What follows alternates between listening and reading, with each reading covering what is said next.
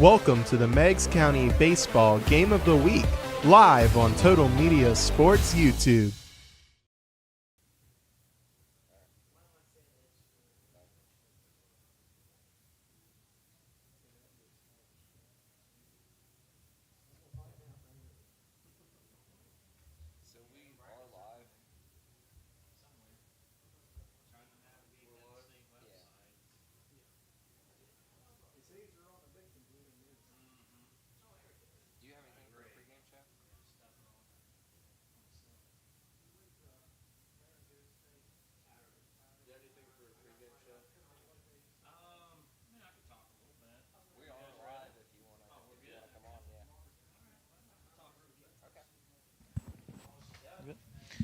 All right, welcome to another Total Media YouTube production here. This is a carryover game that was started last night. Got one batter in the books, and then the rains poured down, so we're going to give her another shot tonight. As we have the Piketon Red Streaks at the Meigs Marauders. I'm Brian Allen here with Joshua Schmidt, Jimmy McCormick, and a whole bunch of Meigs people in here in the press box with us. Really nice facility, and boy, the field sure does look great. They did a wonderful job getting it all set up after all the rains came through last night, and we are good to go. Zach Hannon on the mound for the Red Streaks, and his opposing pitcher, Brody Fackler, for the Marauders. We were one batter into the game. Zach Hanna, as mentioned, the opposing pitcher, also the leadoff batter for the Red Streak, struck out looking. And it is a 1-0 count to the two-hole hitter, which would be the center fielder, Buddy Wilson. So we'll just go through the starting lineup here real quick. So we'll start with the Piketon Red Streaks, the road team tonight. This is a district quarterfinal matchup.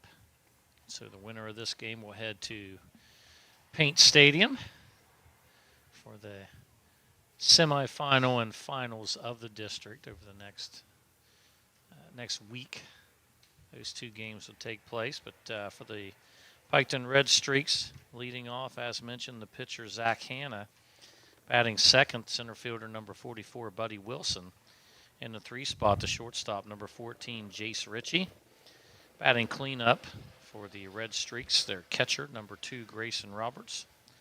In right field, batting fifth, 21, Wade Fout. In the 6th spot, the third baseman, number 5, Mason Roberts. Batting seventh, the DH, number 8, Kendon Day. Batting eighth, number 13, second baseman, Tristan Boddicker. And in the 9th spot, number 3 in left field, Gavin Blanton. For the defense of the Marauders, it'll be Brody Fackler on the mound pitching to his battery mate behind the plate, Jake Martin. Around the infield left to right, Mason Qualls at third, Brady Davis at short, Addison Whitlatch at second base, and Braden Hawley at first. And around the outfield left to right, Ashton Newsom in left field, Chase Dotson in center, and Bryce Butcher in right field. For the Marauders, leading off, as mentioned in right field, number 4, Bryce Butcher. In the 2 spot, the catcher, number 22, Jake Martin. Batting third, playing first base, number 29, Braden Hawley. In the cleanup spot, the pitcher, number 26, Brody Fackler. Batting fifth, playing second base, number 6, Addison Whitlatch. Batting sixth, number 3, center fielder Chase Dotson.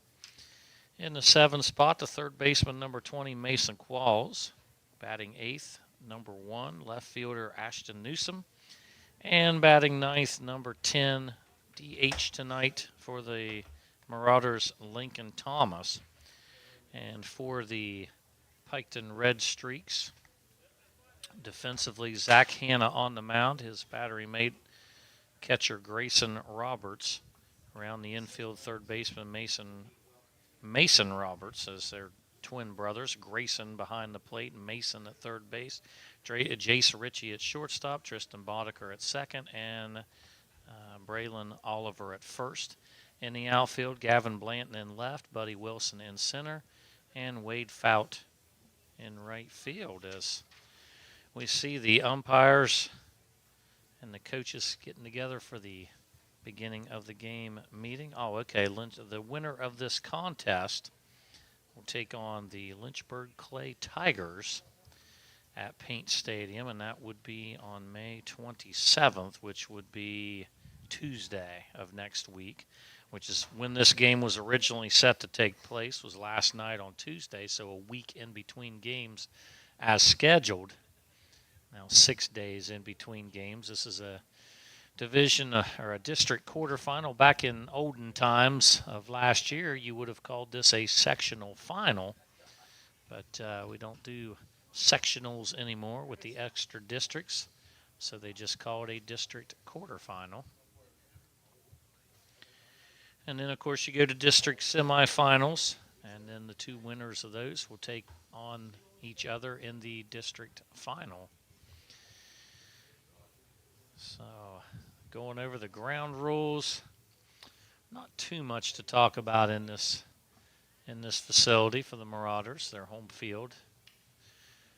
320 in left, 305 in right, 345 to dead center. So a little bit more room down the left field line than the right field line, which I guess if you were a left-handed pull hitter, it would be a nice park for you to try to swing for the fences. And, yeah, as mentioned, the wind blowing right to left, from right field to left field. And it's, I guess you'd say, a little bit swirling. Now it's blowing in. It was blowing out just about 10 seconds ago. So we have some storm clouds in the sky, but the forecast is not showing any threat of rain this whole evening. And so we're hoping to be able to get this game finished off and send one of these two teams to Paint Stadium next week.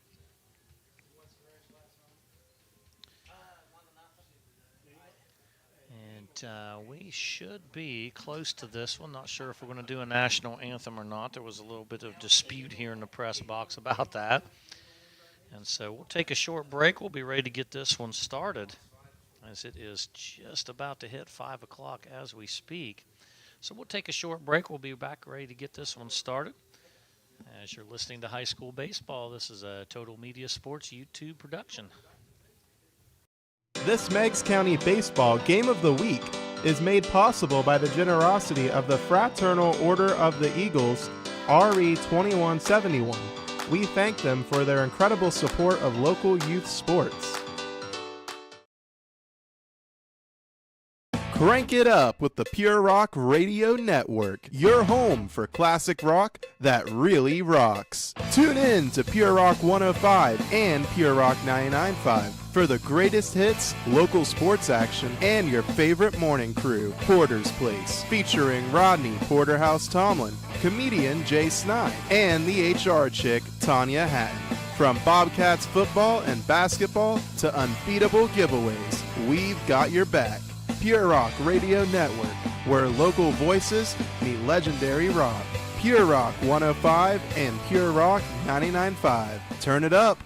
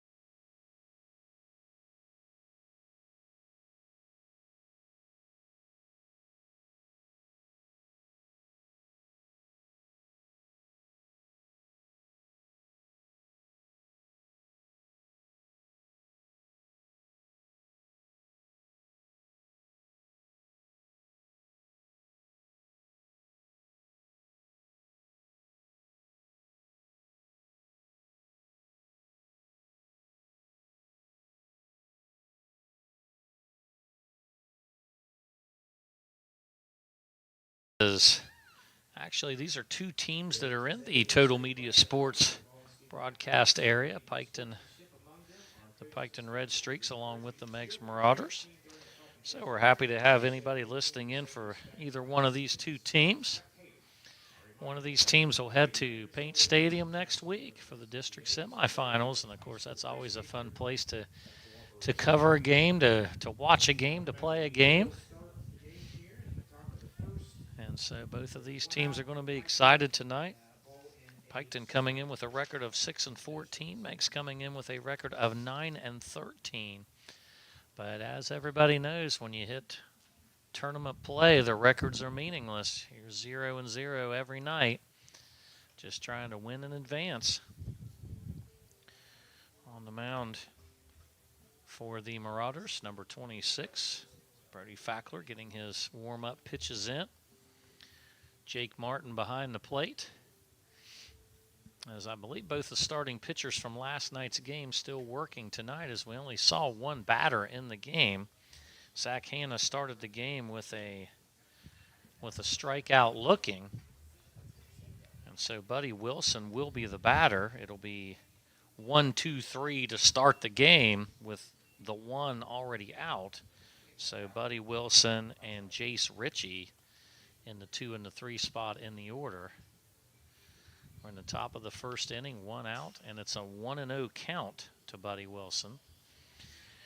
As Brody Fackler threw a first pitch to Buddy Wilson, but it was deemed an illegal pitch. It was called a strike, but deemed an illegal pitch, so that changed it to a ball. As the umpire said that Fackler stepped off of the rubber on the pitch, which based off of how the rain was coming down, the field conditions, the rubber was probably a little bit slick. Maybe hard to keep the cleat footing on the rubber as he came into his pitching motion. But none of those problems tonight. We got a nice little breeze blowing out there. As again, it's blowing right to left, and then every now and then you'll see it sort of change directions and blow in. So the outfielders are going to have a little bit of work in front of them tonight on fly balls, because the wind is definitely going to affect it.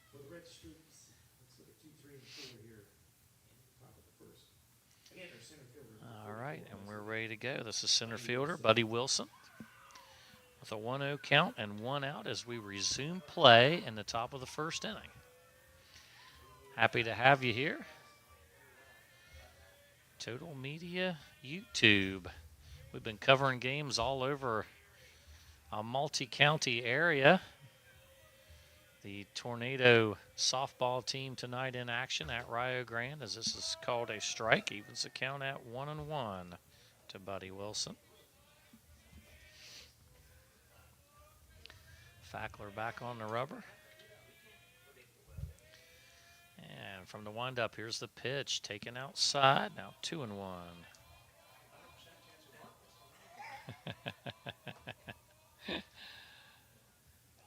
2-1 with one out. Buddy Wilson, the batter. Jace Ritchie on deck. Swing and a miss. Evens the count at 2-2.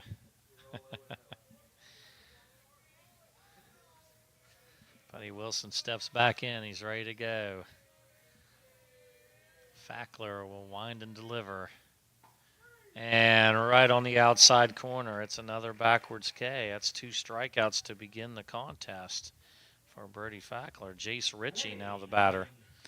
Playing shortstop tonight, getting his first opportunity to bat. Now 2 outs in the top of the first inning. Nobody on. No score in the contest. Third baseman Mason Qualls coming in, playing on the grass. Pitch taken outside, ball 1.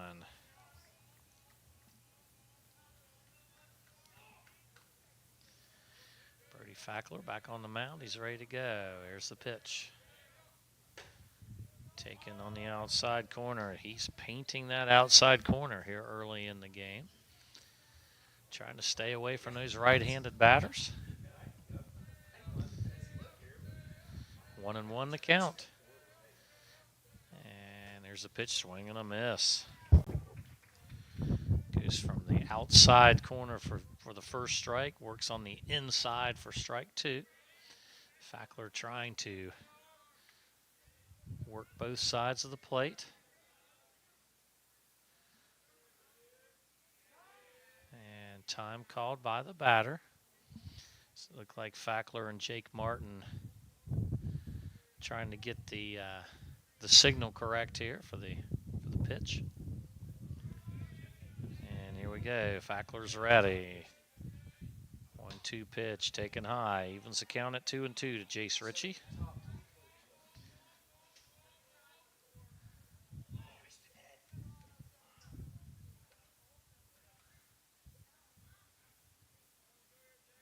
And the 2-2 pitch.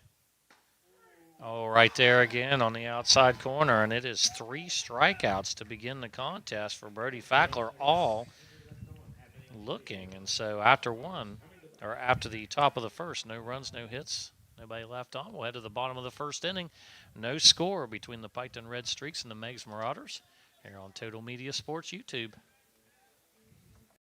This Meigs County Baseball Game of the Week is made possible by the generosity of the Fraternal Order of the Eagles, RE 2171. We thank them for their incredible support of local youth sports.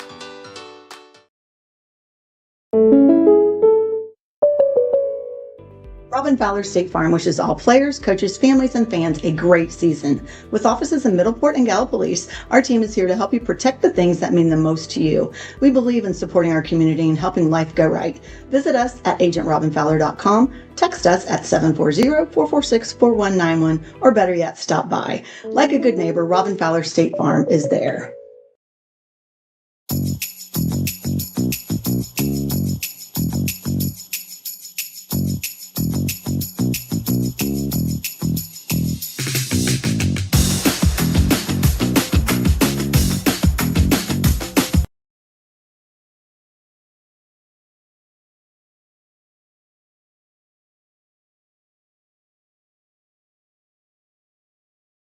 Jake Martin, Braden Holly. As Brody Fackler with 3 strikeouts to begin the contest in the top of the first inning, all 3 looking. 1 last night and then 2 tonight. So the Marauders looking to get the bats going here right off the bat in the first inning. Winner of this contest heads to Paint Stadium on May 27th, which would be Tuesday of next week, and that is a 4 o'clock start. They'll take on the Lynchburg Clay Tigers in district semifinal action.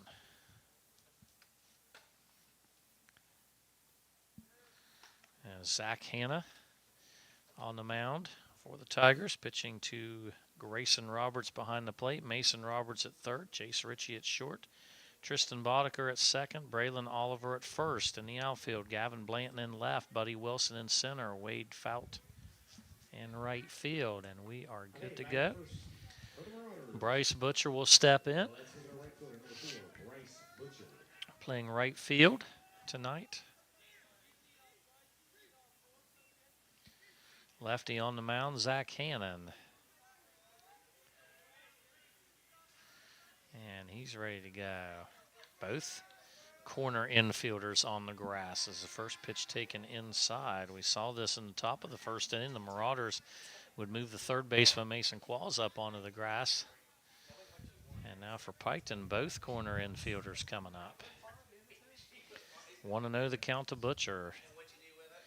Hannah's ready. Here's the pitch. Swung on and fouled straight up. Is this one playable? It is not, as it hits the top of the press box.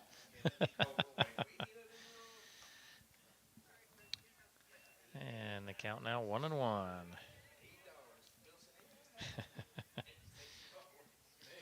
Bryce Butcher steps back in. He's ready to go. 1-1 the count.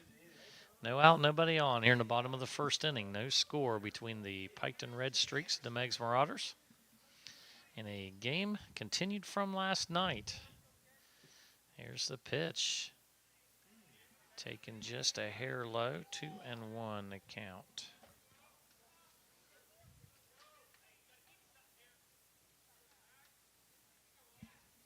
I think Zach Hannon was wanting a strike on that pitch as he kind of paced around the mound a little bit afterwards, took a little time.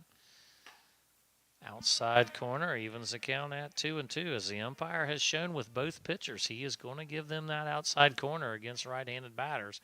We haven't seen a left-handed batter up yet to know if it works the other way, but as Zach Hannon shakes his head, I think he's still smarting a little bit over that ball 2 pitch. 2-2 the count. Here's the pitch. Taken high. Count runs full. 3-2 the count to Bryce Butcher.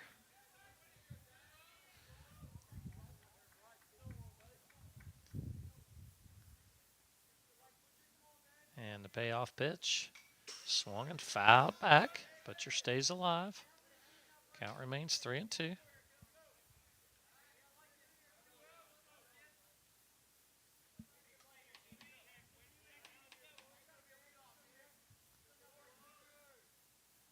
And here we go, 3-2 pitch taken way outside, and it is a leadoff walk to begin the bottom of the first inning. So Bryce Butcher will head to first base.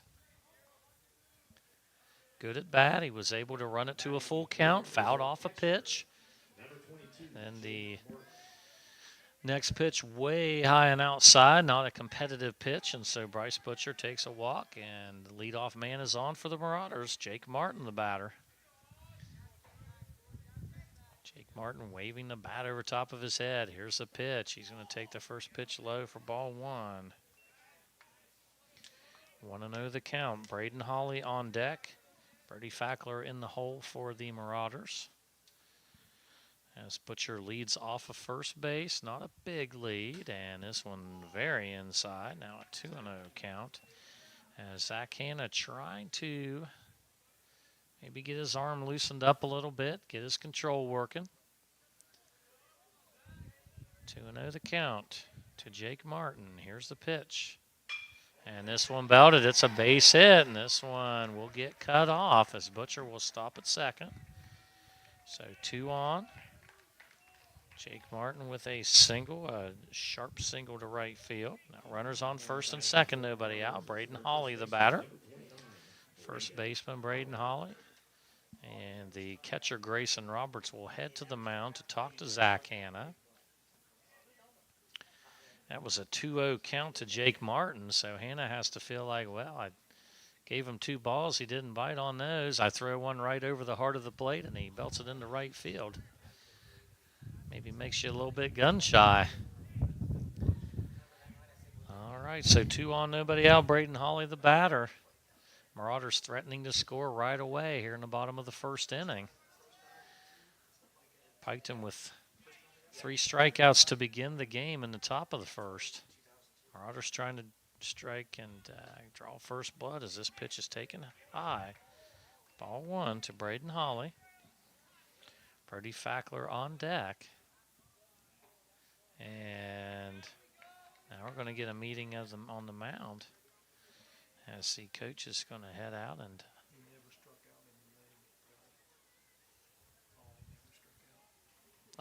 Braden Hawley in league play did not strike out 1 time. Okay. That's an impressive stat. League play, that's going to be maybe 3/4 of your schedule, so. And the meeting is over. Maybe more of a mental meeting here, just talking some things over, maybe trying to get the mind right for Zach Hannon on the mound. As we're in the bottom of the first inning, Marauders with the first 2 batters on. Bryce Butcher reaching on a 3-2 count walk to start the bottom of the first. Jake Martin with a sharp single to right field. And now Braden Hawley with a 1-0 count.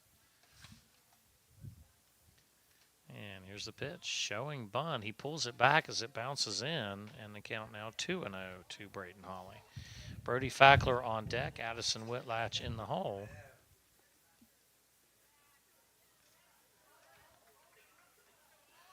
2-0 the count. First baseman really on the grass, not holding the runner, and he's charging as they're showing bunt, and that's going to get by, but nobody moving. Now 3-0 to Braden Hawley. As Hawley is showing bunt, but pulling it back as the pitches are just not there to be able to do anything with them.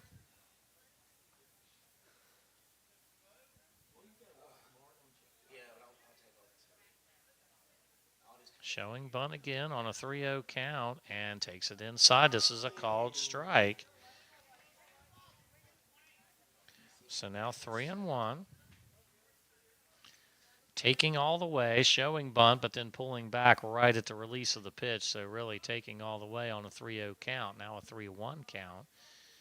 And he's going to show bunt and pull it back, but it does hit the bat. It'll go foul, and so that runs the count to 3-2. Zach Hanna really having to throw a lot of pitches in these first handful of batters for Piketon.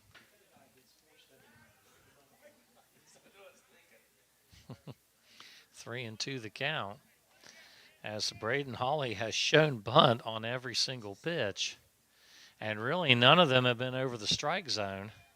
The 3-0 pitch was called a strike, but it was questionable. You get that call on a 3-0 count, though, as a pitcher. Now this time the bunt is down, and they're going to make the play at first base. Okay, so both runners move up. Bryce Butcher to third, Jake Martin to second on the sacrifice. It goes 1-3. And Brody Fackler pitching for the Marauders and now getting a chance to help his cause with runners on second and third and now one out. Okay, courtesy runner for Martin. And that would be number 12 for the Marauders.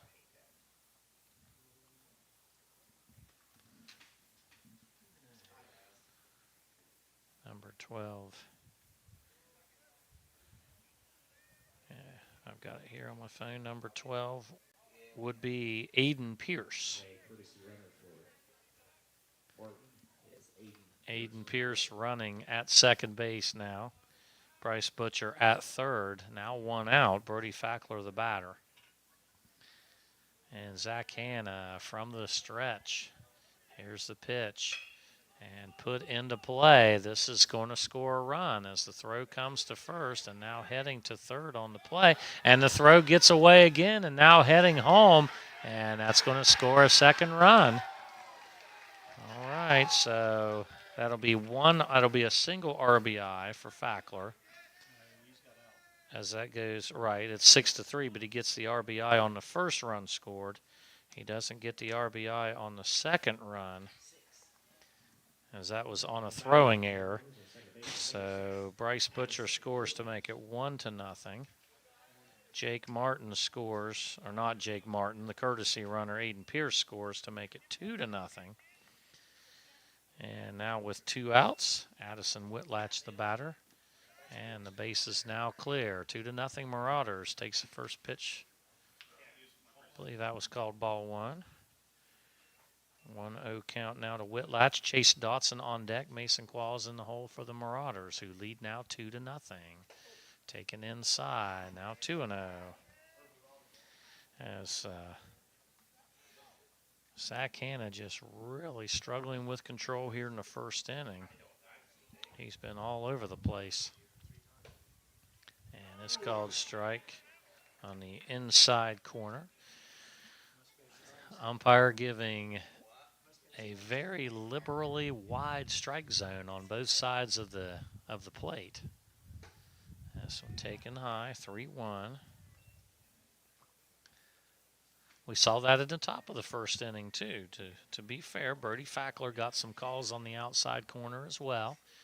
And so that's part of the early part of the game, figuring out what the umpire is going to call behind the plate. So this one's fouled straight back, and again, we get a full count. So we've had 3 full counts in the first 4 batters for the Marauders. So working the count very well. Wasting some pitchings, getting Zach Hanna to really work his arm here early. Fouled off yet again. Count remains full. 2 outs, nobody on in the bottom of the first inning. Marauders leading 2-0 over the Piketon Red Streaks. Zach Hanna back on the mound. He's ready to go. And here's the 3-2 pitch. Taken high. It's ball 4. That one was not close. Second walk of the inning. Addison Whitlatch will head to first. And the sixth batter of the frame will be the center fielder Chase Dotson. With Whitlatch leading off of first with 2 outs. We'll see if he decides to go. Showing bunt, pulling it back. Taken for ball 1 as Whitlatch took a nice secondary lead. He was kind of, I guess, waiting to see. And, boy, are we going to get a pitching change? I think we are. It looks like the first baseman is coming to get maybe a different glove. Okay. So Braylon Oliver will head to the mound. That'll be number 6, Braylon Oliver. Yeah, Braylon Oliver.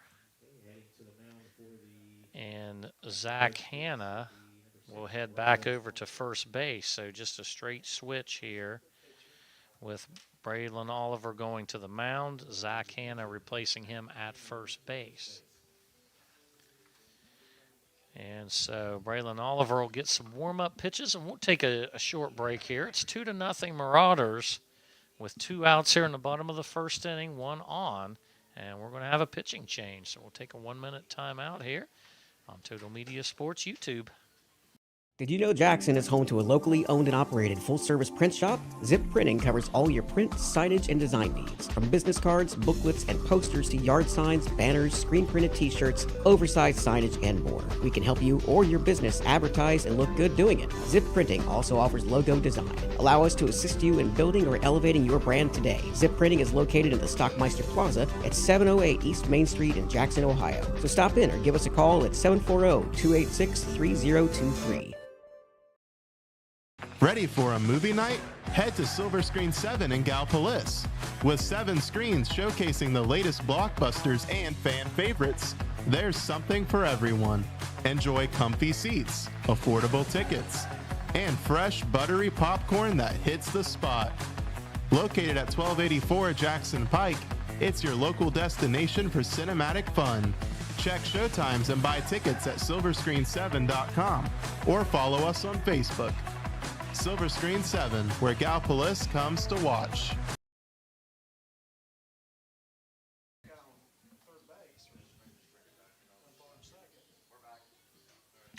All right, welcome. As Braylon Oliver taking over pitching duties, he's finishing up his warm-up tosses, and I think we're good to go. And, just one of those things we saw the Piketon coach is, I want to see here. I'm not sure if it's on there or not. Oh, there we go. Yeah, Jonathan Teeters, the head coach of Piketon, went out to the mound to talk to Zach Hannon once, and just something that he didn't like. Not really sure. He went out for a second time, made the pitching change, and here we go. Pitch taken low. Now 2-0 the count to Chase Dotson. 1 on with 2 outs. That is Whitlatch at first base, who reached on a bases-loaded walk. Marauders leading 2-0. They've scored 2 runs off of 1 hit. Taken low again. Now 3-0 the count to Chase Dotson. 1 hit, 2 walks. Marauders bunted 2 men over in the scoring position. Now showing bunt again, pulling back, and that is a strike on the outside corner. Now 3-1 the count to Chase Dotson.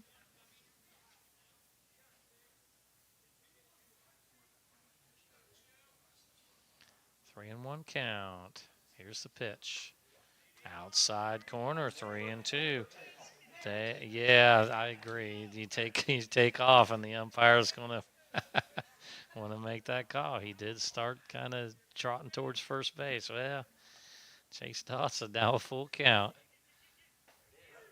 And that was called strike 3. Okay, so backwards K to end the threat. So for the Marauders, they score 2 runs off of 1 hit, 2 walks, and they do leave 1 on base. We'll head to the top of the second inning. 2-0 Marauders leading the Red Streaks here on Total Media Sports YouTube.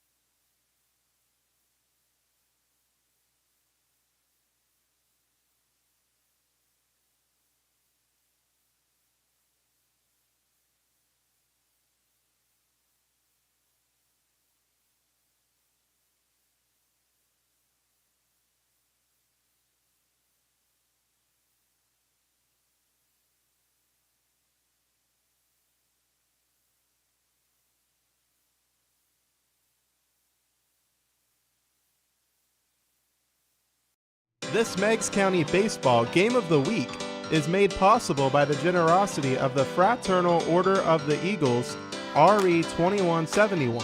We thank them for their incredible support of local youth sports.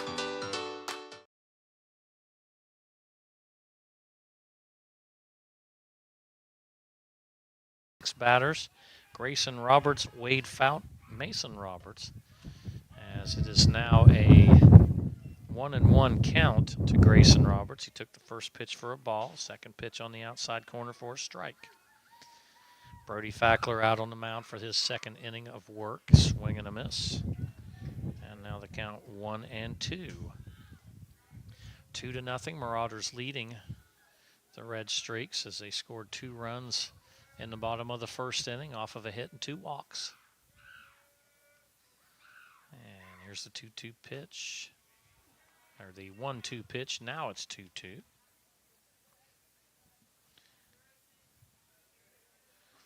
Cleanup batter Grayson Roberts catching tonight for Piketon.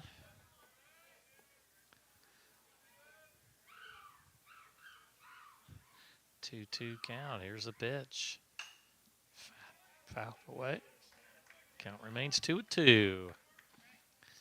Top of the second inning in this district quarterfinal contest. From the windup, here's the pitch taken outside, ball 3, and the count runs full. We've seen numerous full counts here early in the game. Both pitchers trying to get their feet under them, and actually a pitching change in the bottom of the first for the Red Streaks. Here's the payoff pitch, fouled away. Good at bat here for Grayson Roberts, making Brody Fackler work.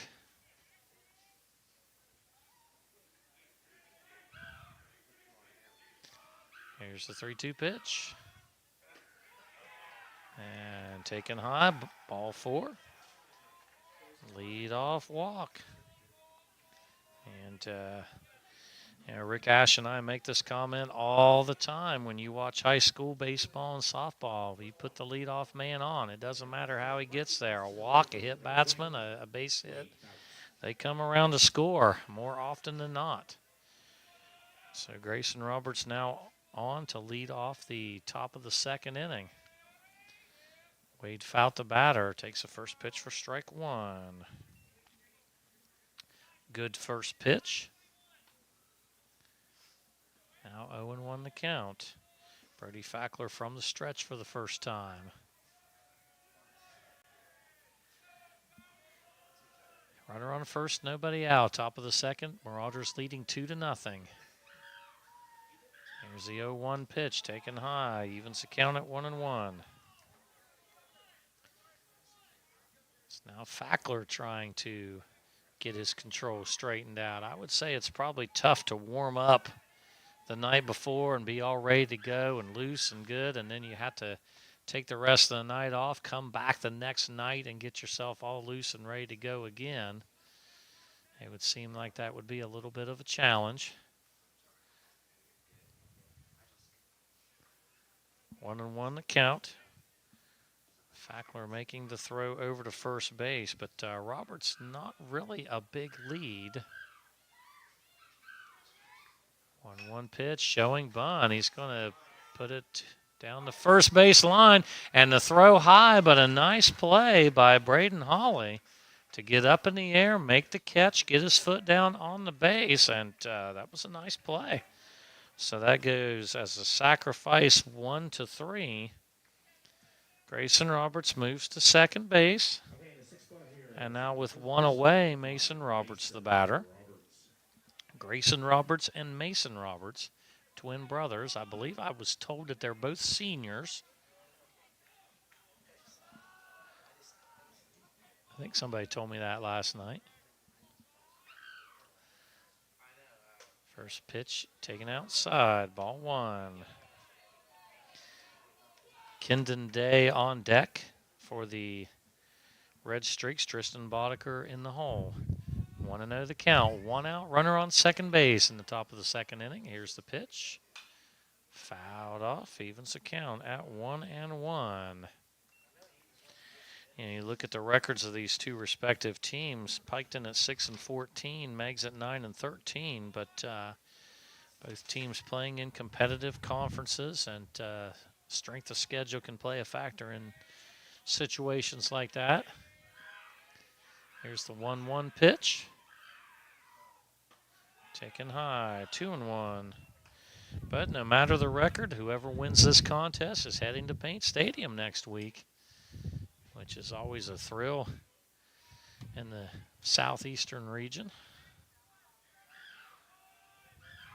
One of the southeastern districts. And this pitch taken for a strike, evens the count now at 2-2.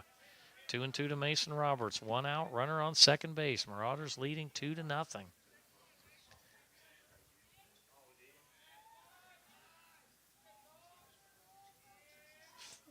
Brody Fackler, he's ready. Here's the 2-2 pitch.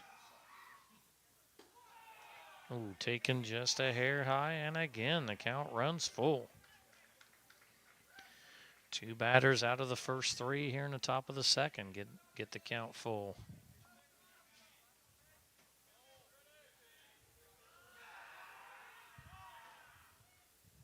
And this one gets away. Nobody's going to move. It's ball four. Second walk of the game and the inning. So now first and second with one out. Grayson Roberts on second base, Mason Roberts on first base, and Kendon Day will bat, number 8, the DH for the Red Streaks. 2 walks in the inning. Sandwiched around a sacrifice bunt.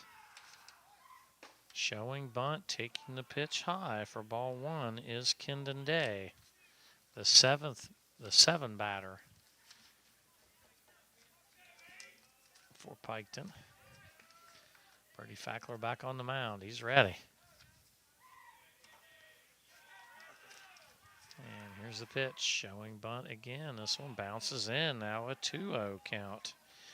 Sometimes I think a batter shows bunt and the pitcher doesn't really know how to handle that, maybe gets a little worried about it. To me, it shouldn't play any part. You have to throw strikes. So if you're Brody Fackler, it doesn't matter if they're going to swing away, if they're going to bunt, if they're going to take, whatever they're going to do. You just want to execute your pitch.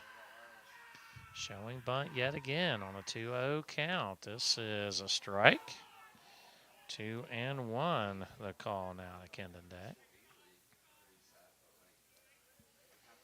Runners on first and second. Neither team holding that runner on first base. Both of them running a player up. Braden Hawley now getting ready to charge on a bunt attempt. And he's going to put it down the third base line. A beautiful bunt. Let's see. Nope, no play. As that's going to go for a base hit. And that was just a perfectly executed bunt. As Braden Hawley came over and picked the ball up, looked to third. He knew he wasn't going to have a play at second, and that's just one of those plays. It was just a perfectly executed bunt. So that's an infield single for Kendon Day. The bases are loaded with one out. Tristan Boddicker, the batter, playing second base. Gavin Blanton on deck, and then back to the top of the order. One out, bases loaded. Meigs leading 2-0. Here's the pitch. Swing, check swing, but it hit the bat. It's a strike, 0-1. As Brody Fackler going back to the windup. With the bases loaded, why not? They can't go anywhere, right?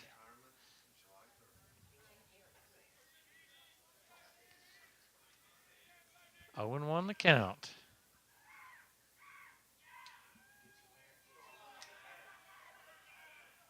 And here's the pitch. Take it high, evens up, 1-1. A quick first inning for Brody Fackler. Now an extended second inning. So he's working through a lot of traffic. The bases loaded with one out. Now 1-1 the count. Here's the pitch. And taken low, ball 2. 2-1.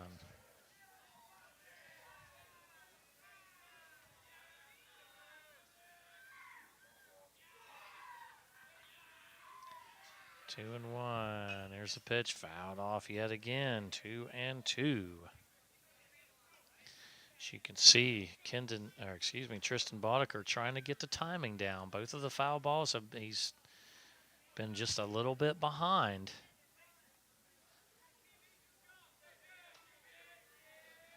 2-2 count. Bases loaded with one out here in the top of the second. 2-2 pitch.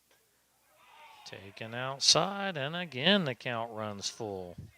3 batters of these 5 in this frame have taken it to a full count. In the bottom of the first inning, 4 batters went to a full count. Strike 3 called, as that looked like it was right over the heart of the plate, so a backwards K. 4th strikeout of the game, and that was a big one for Brody Fackler. Now with 2 outs, he has a chance to get out of this jam with nobody coming across. And the 9-hitter, Gavin Blanton. Chance here against the 9-hole hitter of the Piketon Red Streaks. Left fielder, Gavin Blanton. Here's the pitch, right over the corner of the plate, 0-1 the count. Nice pitch, right where he wanted to put it. Fackler may be getting a little confidence back after that strikeout as he went right after the strike zone on that pitch. Now an 0-1 count, and right there again, yes sir, 0-2. Another nice pitch that nicked the outside corner. He put those first 2 right where he wanted them. And now let's see if he can do it again. Now 0-2 to Gavin Blanton.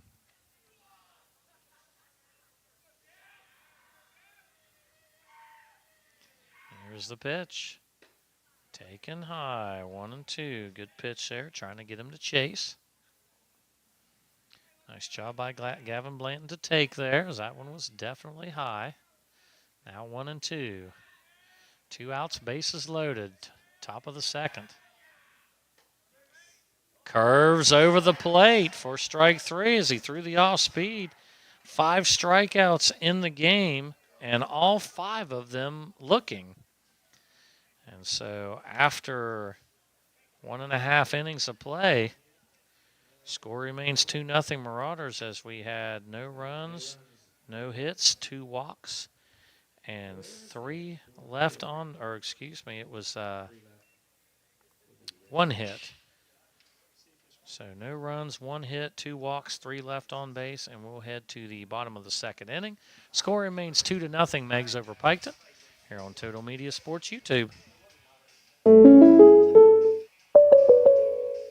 Robin Fowler State Farm wishes all players, coaches, families, and fans a great season. With offices in Middleport and Gallipolis, our team is here to help you protect the things that mean the most to you. We believe in supporting our community and helping life go right. Visit us at agentrobinfowler.com, text us at 740-446-4191, or better yet, stop by. Like a good neighbor, Robin Fowler State Farm is there. Ready for a movie night? Head to Silver Screen 7 in Gallipolis.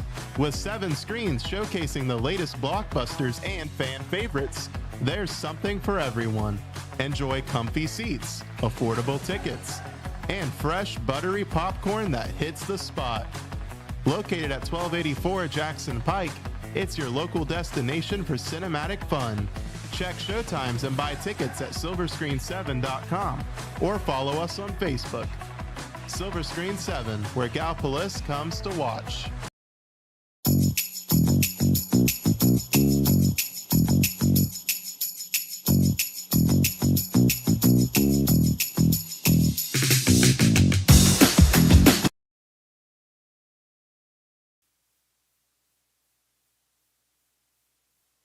Of the second inning. For the Marauders in the bottom of the second inning, it'll be 7-8-9. Mason Qualls, Ashton Newsom, Lincoln Thomas. First pitch for Qualls taken for strike one. Braden Oliver on the mound for the Red Streaks. Mason Qualls with his first at bat. Takes it high, evens the count at 1-1. Mason Qualls playing third base tonight.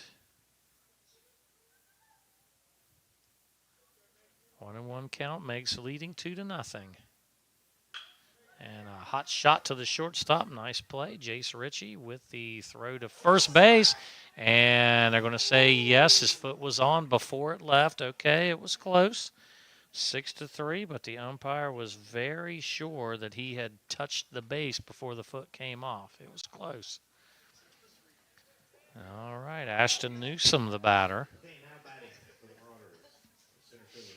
That's a nice play by Jace Ritchie. The throw just a little bit wide.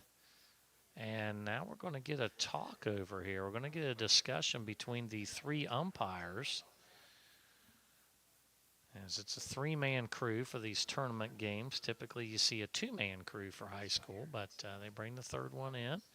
And they're all going to have a discussion here. I'm not exactly sure what he would have seen over at third base, but regardless, they're going to talk it over.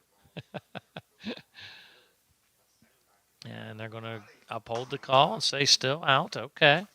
Well, that's one of those things. If the guy right there says, I saw it, he was out, then what are you going to do? The home plate umpire is not going to overturn that unless he thinks he saw differently. So one out here in the bottom of the second inning. Ashton Newsom, the batter. Swing and a miss. Strike one. Ashton Newsom coming up to the plate swinging. He's ready to go. 0-1 the count. Here's the pitch. Swing and a miss. 0-2.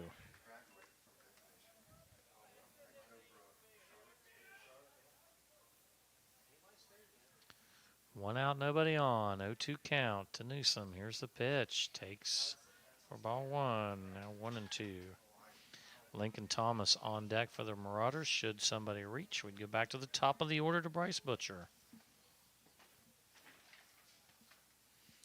Here's the 1-2 pitch. Outside. Count even at 2-2.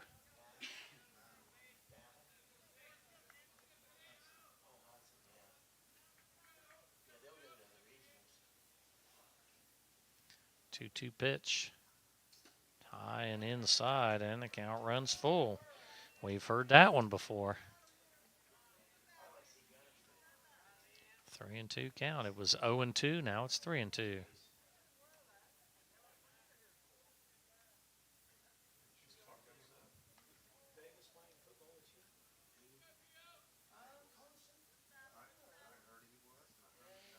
Three and two. Here's the payoff pitch. Inside, taken for ball four, and it's another walk for Piketon pitching. That will be the third walk of the game. And so with one out, the Marauders have action Ashton Newsom on first base. Lincoln Thomas, DH for the Marauders, the batter, with Bryce Butcher on deck.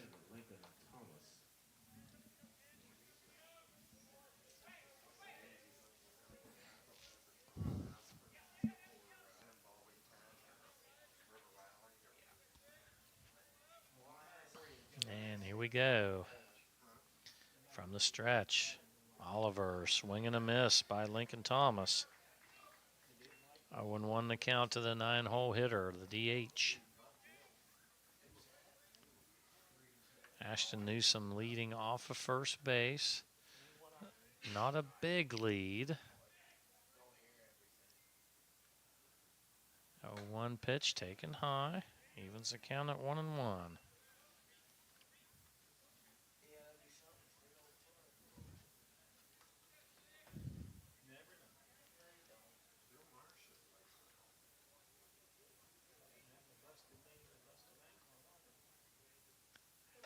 Inside, and they're going to say it hit him. Okay, going to say it hit the leg. So hit by pitch. Ashton Newsom heads to second. Lincoln Thomas on first with one out. Back to the top of the order, Bryce Butcher. Butcher walked to lead off the bottom of the first inning, and he later came around to score the first run for the Marauders. As catcher Grayson Roberts coming out to talk things over with Braylon Oliver. So Bryce Butcher, one plate appearance, no official at bats as he walked.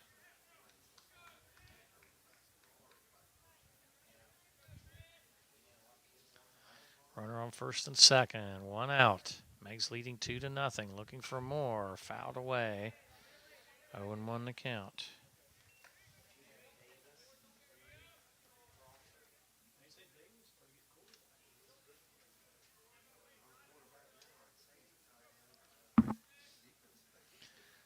Oh, and 1 the count. Here's the pitch from Oliver. Looking it over. Here he goes. And the curveball taken inside. Count now 1-1.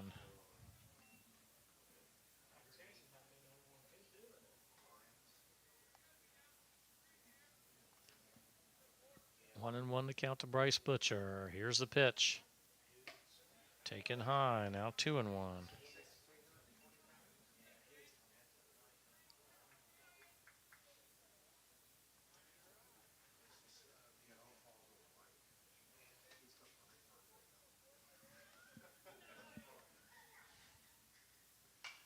Swung on, and this one will head out of play. And the count now 2-2 to Bryce Butcher. 2 on, 1 out. Bottom of the second inning. Meigs leading Piketon 2-0. Scoring 2 runs in the first inning off of a hit and a couple of walks.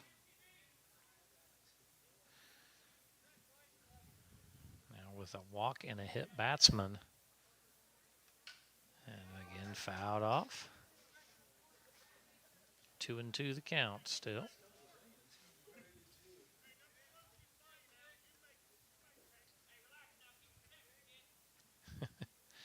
Bryce Butcher, he'll step back in.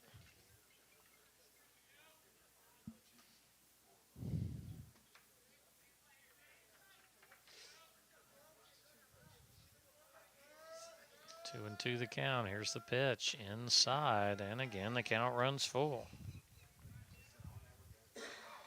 That has been the constant theme here in the early innings. The count runs full.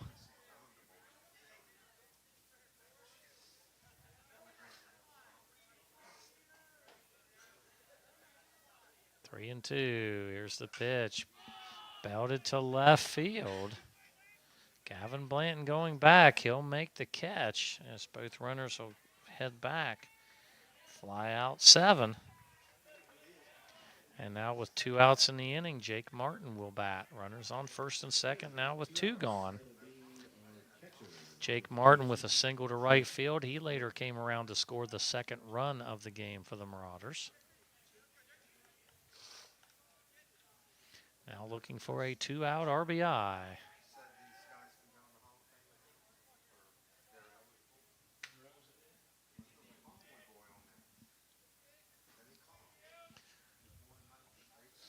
First pitch swung on, fouled, out of play. 0-1 the count to Jake Martin.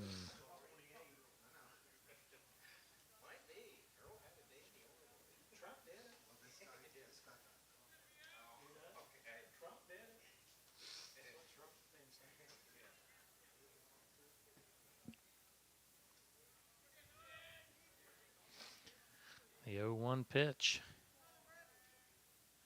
Outside, count now 1-1. To Jake Martin, who's 1 for 1 with a single and a run scored in the bottom of the first inning. Now batting in the bottom of the second inning with 2 on and 2 outs. Looking to extend Meigs' 2-0 lead. Here's the pitch. Fouled away. Count now 1-2.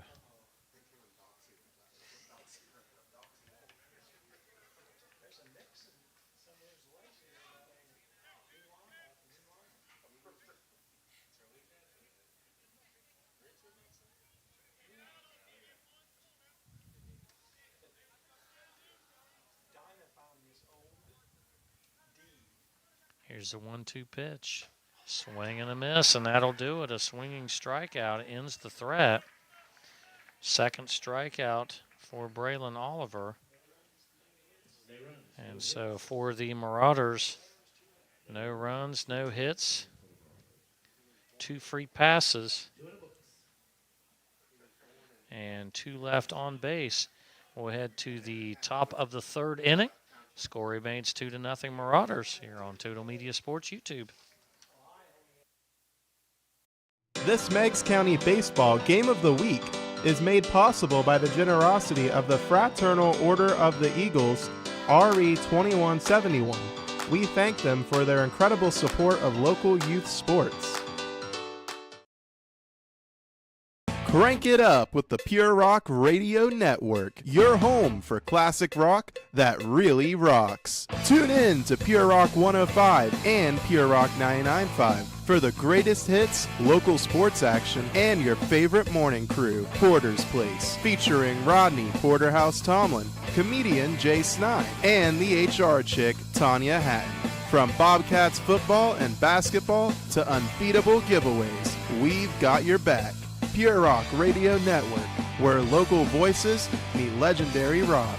Pure Rock 105 and Pure Rock 99.5. Turn it up. You've been watching the Meigs County Baseball Game of the Week, live on Total Media Sports YouTube.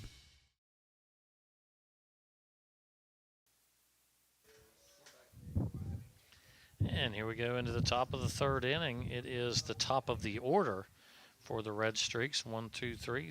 Zach Hanna, Buddy Wilson, Jace Ritchie. Top of the third inning. Zach Hanna, well, actually, all 3 of these batters were strikeout victims in the top of the first. All 3 with backwards Ks caught looking as Brody Fackler back out on the mound. Meigs didn't score any runs in the bottom of the second inning, but they did buy some time for Fackler to get his arm back, and he is ready to go.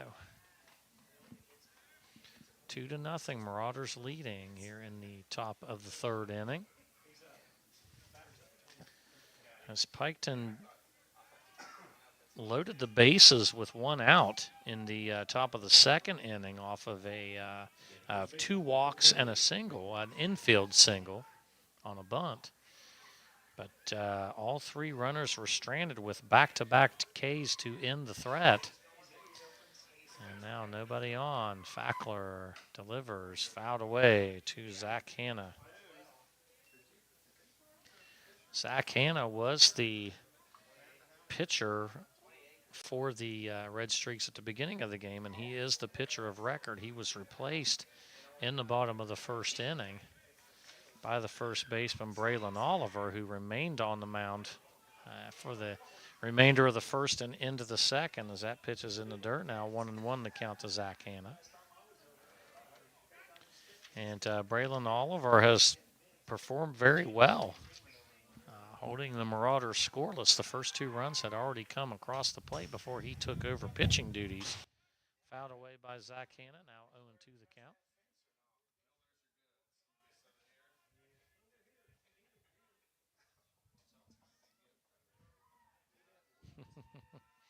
Oh and 2. Here's 1 and 2. Here's the pitch as that one bounces in. Now 2 and 2. Zach Hanna, Buddy Wilson, Jace Ritchie.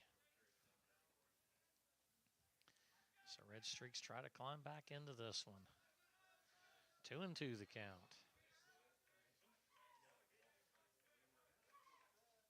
Swing and a miss. It's a strikeout. 6th strikeout of the game for Brody Fackler, and coincidentally enough, it is the first swinging strikeout for Brody Fackler. As the first 5 were all looking, this one's swinging, and Buddy Wilson will bat. He struck out in the first inning as well. Shows bunt. The ball bounces in. Called a ball.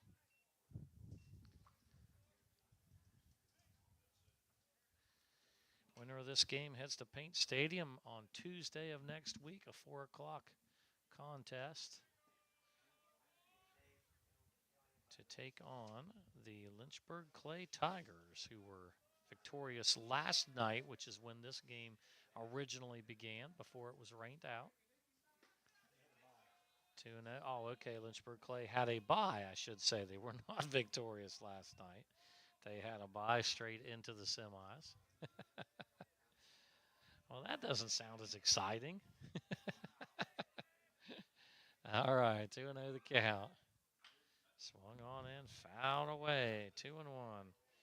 As you know, the truth of the matter is the Red Streaks have really not hit a ball hard in play yet in this game. Their outs have all been recorded. 6 strikeouts and a sacrifice bunt. Those are the 7 outs recorded. Their one hit was an infield single off of a bunt. And so they have not hit a ball out of the infield in any way yet. Here with 1 out in the top of the 3rd inning, Fackler has scattered base runners. We'll get a swing and a miss here. And the count now 3-2.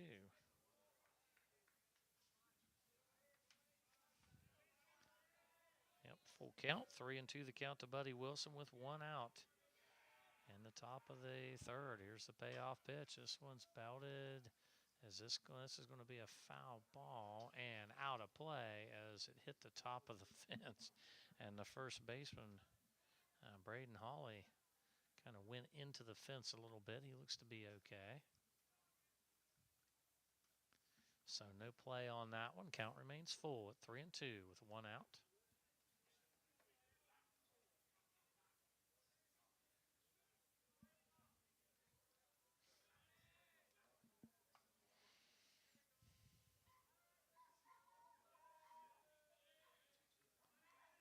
And the payoff pitch.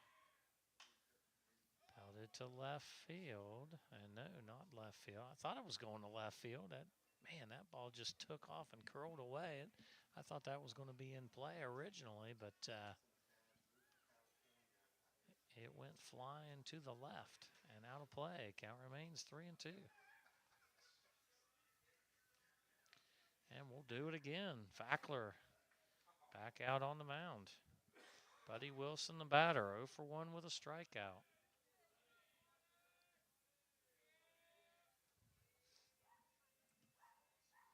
All right, Fackler's ready. Here's the pitch.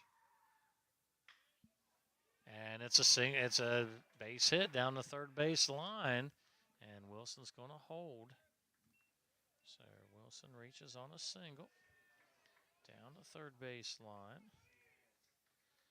Runner now on first with 1 away, and Chase Ritchie, the batter, a strikeout victim as well in the 1st inning. Shortstop for the Red Streaks. Grayson Roberts on deck. Wade Fout in the hole for the Piketon Red Streaks. Fackler again from the stretch. Here's the pitch. Taken outside. Ball 1 to Jace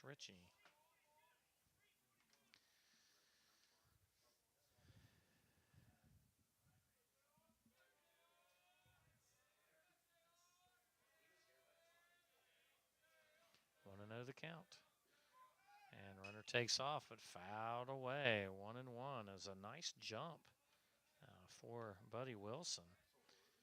He would have stolen that base easily had the ball not been fouled off. He'll head back to first base with 1 out. It's a 1-1 count. Meigs leading 2-0 here in the top of the third inning.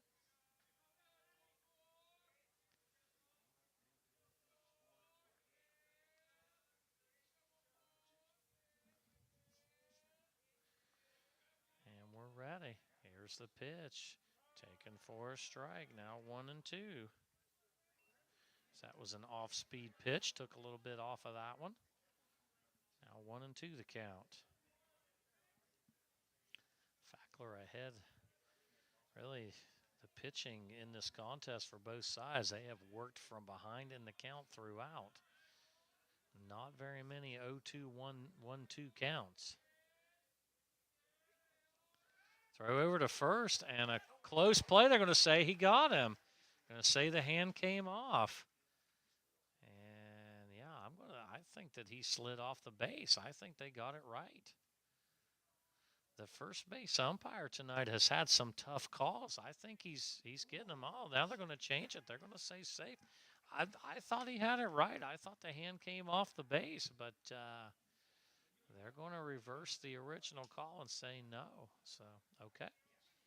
Well, interesting. 1-2. That was a nice move by Brody Fackler, as he definitely had Buddy Wilson fooled. And he was lucky to get back in. 1-2 the count. Now 2-2. I'll tell you what, Buddy Wilson is taking a big lead off of first base as well. I almost feel like if you threw to first base off of the pitch, he might take off for second.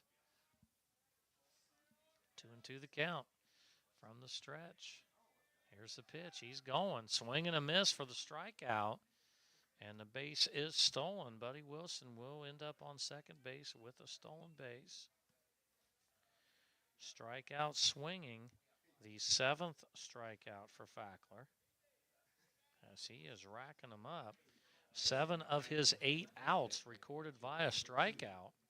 Now looking for the 9th out to end the inning, but now a runner in scoring position, and Grayson Roberts, the batter. Grayson Roberts walked in the second inning and was stranded on third base. 1-0, excuse me, as that one's outside for ball 1. Wade Fout on deck, should Roberts reach. 2 outs, runner on second base. Meigs leading 2-0. And here's the pitch.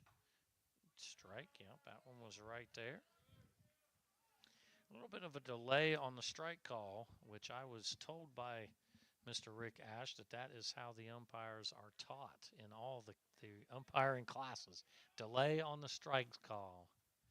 This one's outside, 2-1. I'll take his word for it. I like a quick strike call myself, but 2-1.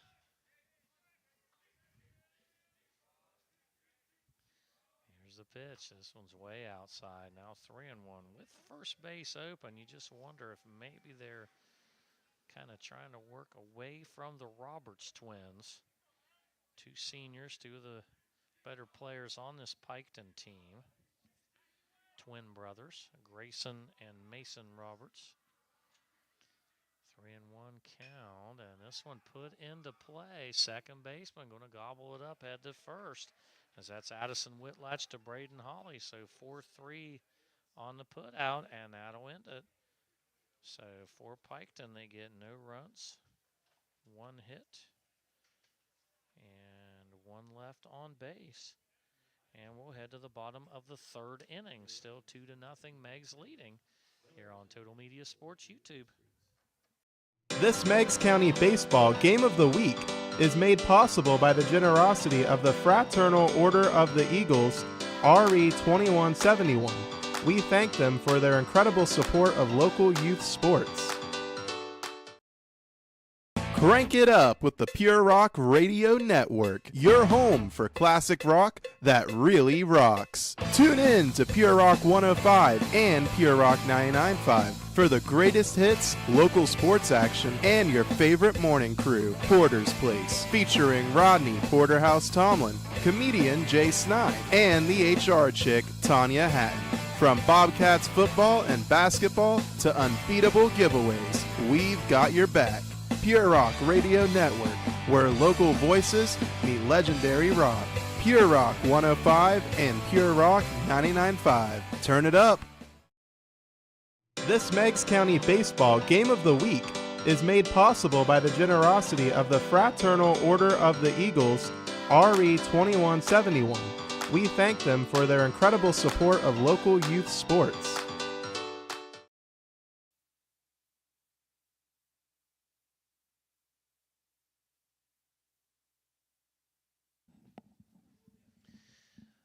Okay, on to the bottom of the third inning. Meigs holding this 2-0 lead. They scored 2 runs in the bottom of the first inning. They scored those runs off of 2 walks and a hit, along with a sacrifice and an error, and it's held up throughout. For the Marauders, it'll be 3-4-5. Braden Hawley, Brody Fackler, and Addison Whitlatch, as the first pitch is taken inside by Braden Hawley for ball 1. Braden Hawley with a sacrifice bunt in the first inning, so 1 plate appearance but no at bats. He takes the pitch for a strike right there, 1-1 count. As Braylon Oliver back on the mound for the Red Streaks. He took over in the first inning and has pitched clean since.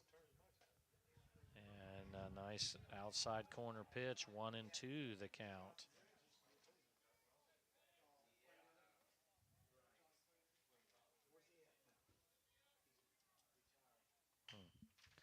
And this one back to the pitcher. Oliver over to Hannah. 1-3 on the putout, 1 away. And Brody Fackler, the batter.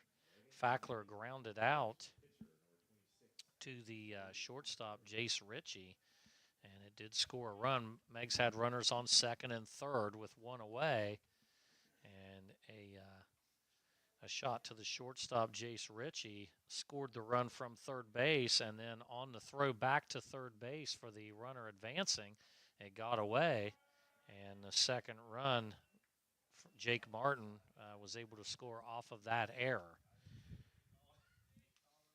Outside corner, strike 1 to Fackler. And does it again, 0-2 now. As Braylon Oliver, you have to say, he's settled in and is pitching a fine contest here after taking over. And he did it right there. Yep, same location, backwards K. That is the third strikeout for Oliver. And now with 2 away, Addison Whitlatch. And, you know, these pitches are close. They're borderline on the corners, but the umpire has been calling them strikes all throughout the game for every pitcher. And so as a batter, you know, the second time through the order, you have to know he's going to give the pitcher that call.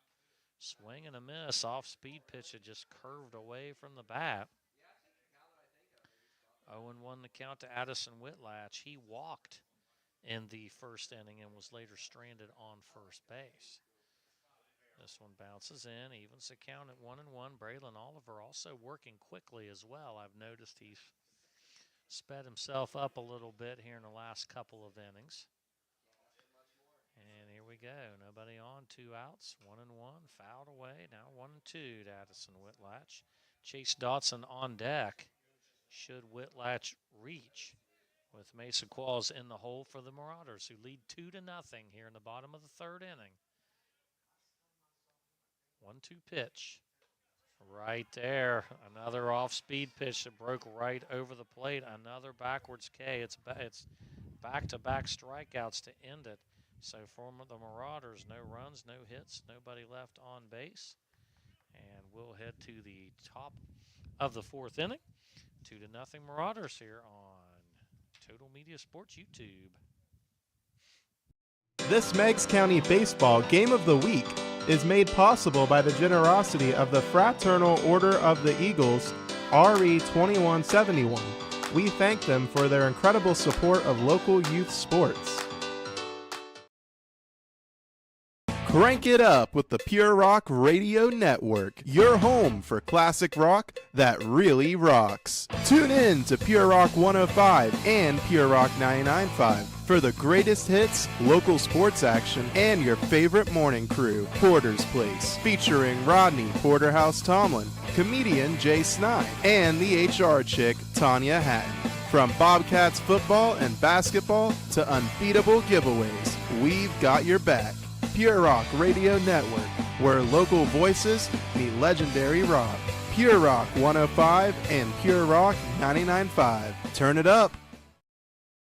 Did you know Jackson is home to a locally owned and operated full-service print shop? Zip Printing covers all your print, signage, and design needs. From business cards, booklets, and posters to yard signs, banners, screen-printed t-shirts, oversized signage, and more. We can help you or your business advertise and look good doing it. Zip Printing also offers logo design. Allow us to assist you in building or elevating your brand today. Zip Printing is located in the Stockmeister Plaza at 708 East Main Street in Jackson, Ohio. So stop in or give us a call at 740-286-3023. You've been watching the Meigs County Baseball Game of the Week, live on Total Media Sports YouTube.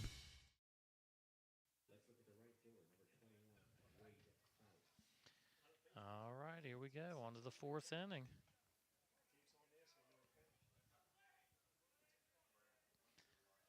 Top of the fourth. 5-6-7. Wade Fout, Mason Roberts, and Kendon Day is the first pitch put into play, and it's going to be a 4-3 put out of Wade Fout. And just like that, one away here in the top of the fourth inning, as we had a couple of slow innings to start, but both pitchers now kind of figuring it out. And it's speeding up a little bit.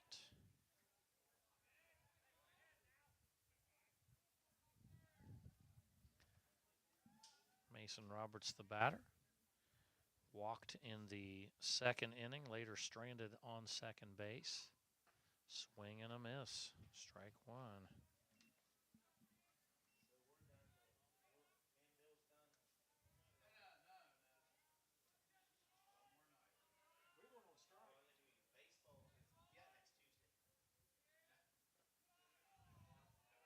This one in the dirt, evens the count at 1-1.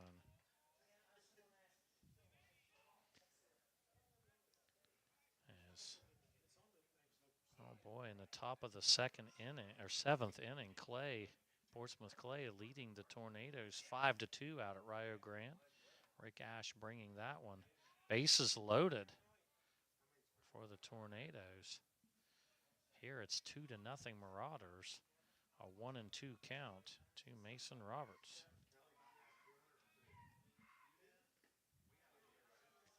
And this one, a throw over to first base on the strikeout.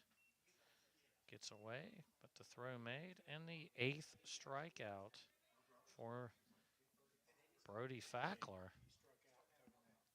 And now 2 outs, nobody on. Kendon Day, the batter.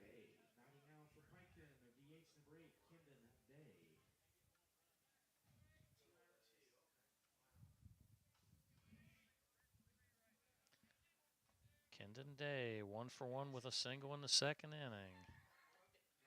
Swing and a miss.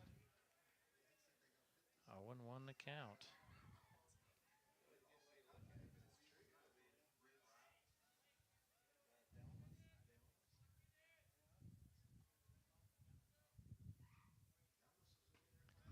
And this pitch taken low, evens the count at 1-1.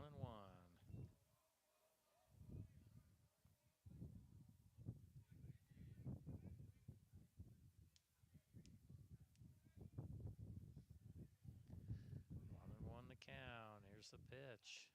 Taken outside. 2-1.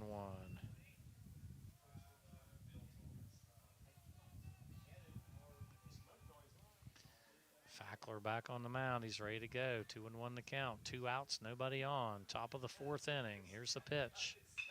put into play. Shortstop charges. Throw to first in time. And he's out. 6-3 on the put out. Brady Davis to Braden Holly. And that'll end it for the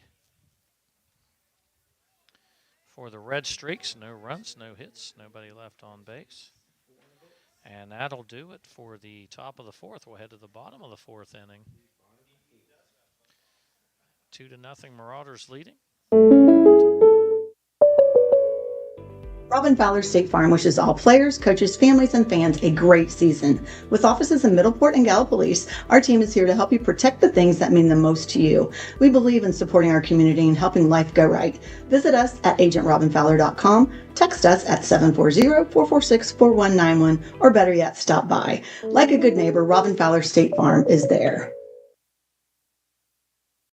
This Meigs County Baseball Game of the Week is made possible by the generosity of the Fraternal Order of the Eagles, RE 2171. We thank them for their incredible support of local youth sports. Crank it up with the Pure Rock Radio Network, your home for classic rock that really rocks. Tune in to Pure Rock 105 and Pure Rock 99.5 for the greatest hits, local sports action, and your favorite morning crew, Porter's Place, featuring Rodney Porterhouse Tomlin, comedian Jay Snide, and the HR chick, Tanya Hatton. From Bobcats football and basketball to unbeatable giveaways, we've got your back. Pure Rock Radio Network, where local voices meet legendary rock. Pure Rock 105 and Pure Rock 99.5. Turn it up. You've been watching the Meigs County Baseball Game of the Week, live on Total Media Sports YouTube.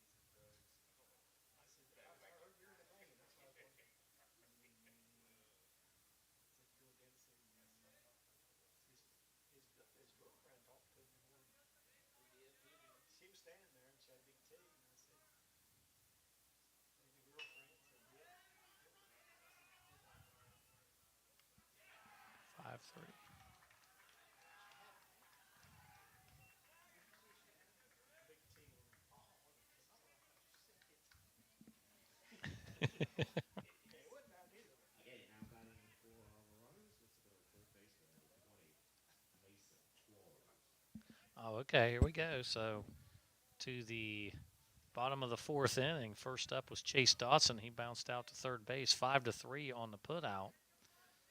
Mason Qualls the batter. Qualls bounced out to the shortstop, Jace Ritchie, back in the second inning. So now nobody on, 1 out. First pitch taken for a ball.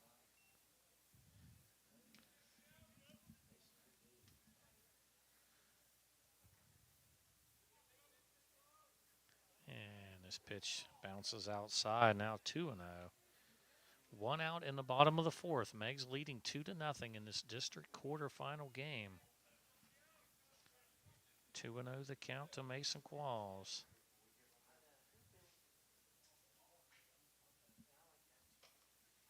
Outside now 3-0.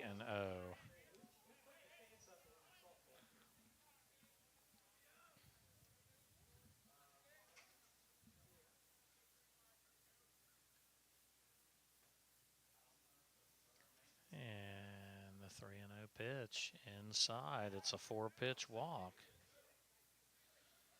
The fourth walk.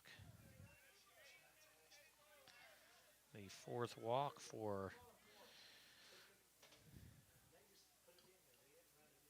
the Piketon Red Streak pitching.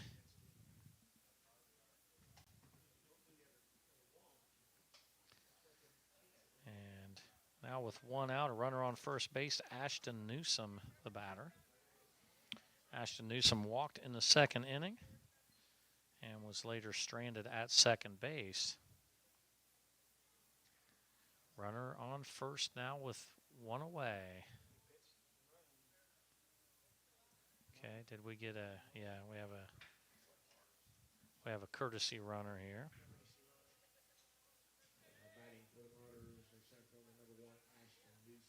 catch a number here in a second. Get the info on that. Ashton Newsom, the batter, he walked in the second inning.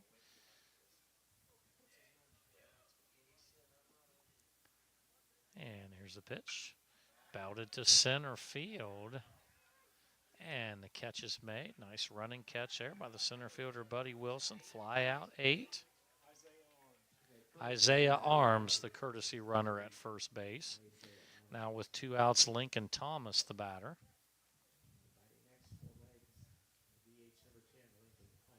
DH tonight, he has no official at-bats, had a plate appearance. He was hit by a pitch and later stranded at first base.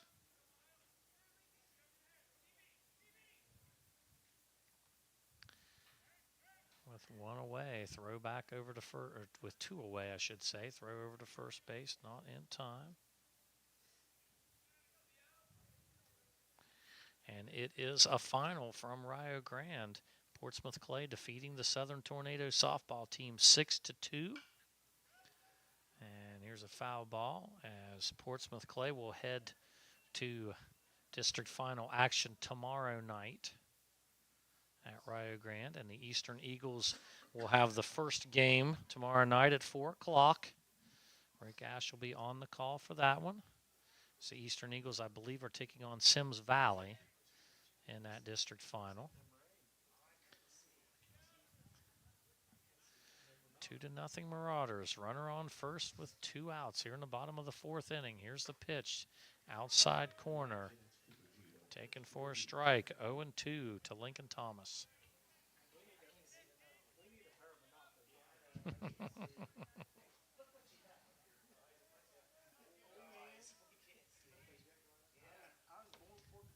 And the 0-2 pitch, it's a swing and a miss. Strikeout, 5th strikeout of the game for Braylon Oliver. So for the Marauders, no runs, no hits, a walk, 1 left on. And we'll head to the top of the 5th inning. Score remains 2-0 Marauders over the Red Streaks here on Total Media Sports YouTube.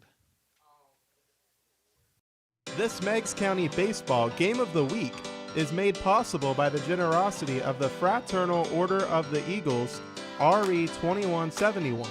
We thank them for their incredible support of local youth sports.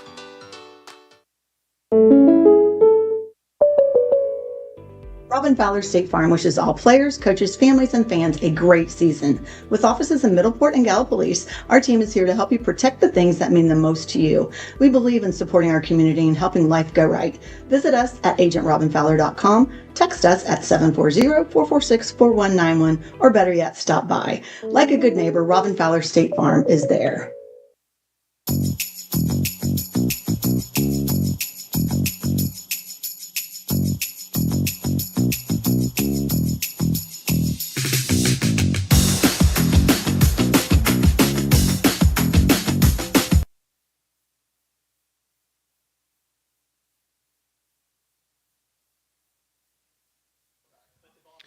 Okay, top of the 5th inning. It'll be 8-9-1 for the Red Streaks as they look to get on the board in this one. Marauders leading 2-0. They scored those 2 runs in the bottom of the 1st inning, the only 2 runs of the game. Both teams have had pitchers face base runners throughout. As for Brody Fackler, he's had 2 clean innings, the 1st and the 4th, 3 up and 3 down. But in the 2nd and the 3rd, the Red Streaks were able to put base runners on. In fact, they were able to load the bases with 1 out in the 2nd inning. But Fackler had back-to-back strikeouts to end the threat. Tristan Boddicker, the first batter, he's going to bounce it to first, and it's off the glove, and the play, it's safe, they're going to say. He slid in and beat the throw. So Boddicker, and boy, you got to give an E on that one, I think, as it bounced off the glove of Holly. So E3, and that's very unofficial, but to me that looked like a play that could have been made, but regardless, Tristan Boddicker really hustling down the line. He slid into first and was called safe. The first base umpire has had a number of close calls in this game. That's 3, at least off the top of my head, that I can think of that were very close calls. And so runner on first, nobody out. The 9 batter, Gavin Blanton, who struck out in the second inning. 1 on, nobody out. Showing bunt. Here's the throw to first. And a close play, but not in time. Runner safe, and so it should be a 1-0 count on Gavin Blanton. I believe that was a ball. Snap throw by Jake Martin. Back over to first base.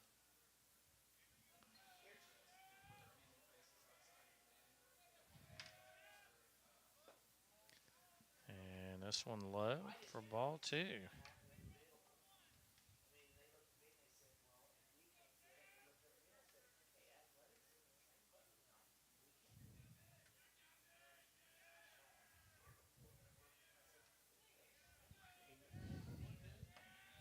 Two-0 pitch, showing bunt, pulling back, now 3-0. And Brody Fackler looking for a strike here. He does not want to bunt the first 2 runners on.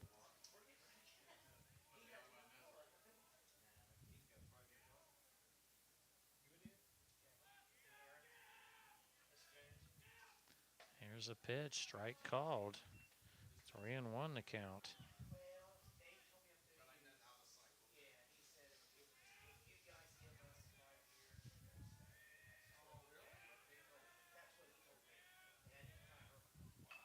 Bunt.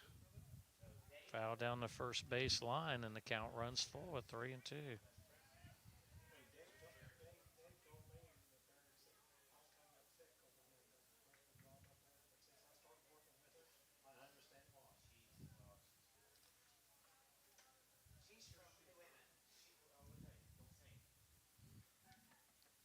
Three and two. Here's a pitch, and he's going to foul off the bunt, and that'll go for the out. All right. So now runner on first with 1 away. And back to the top of the order was Zach Hanna. Struck out in the 3rd inning. Runner on first with 1 out. Top of the 5th inning. Meigs leading 2-0.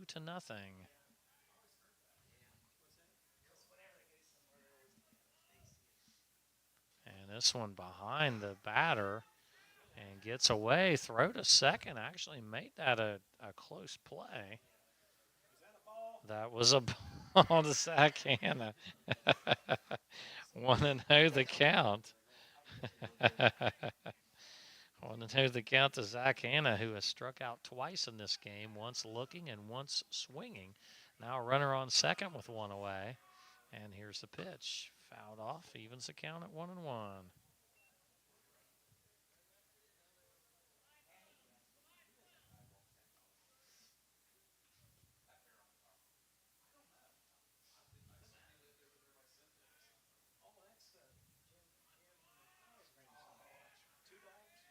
One and one count. Here's the pitch. Ball curves out of the strike zone. 2-1 to Zach Hanna. Buddy Wilson on deck. Jace Ritchie in the hole for the Red Streaks. Here's the 2-1 pitch. And just missing the outside corner. Now 3-1. Fackler having a little bit of control issues here in this 5th inning. He was able to battle back from a 3-0 count to get that strikeout, and this one is going to be inside, and it's a walk. And that is the 3rd walk for Brody Fackler in this one. Tristan Boddicker on second base. Zach Hanna on first. We're going to get a meeting at the mound.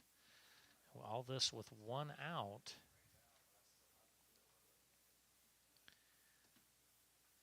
See if Fackler continues in this one. This is our first mound meeting for the Marauders in this contest.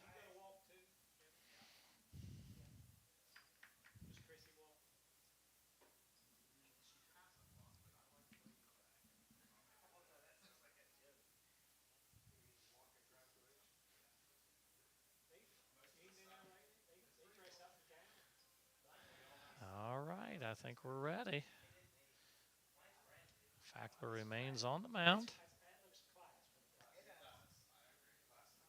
2 on, 1 out. Top of the 5th inning. Brody Fackler trying to work his way through more base runners.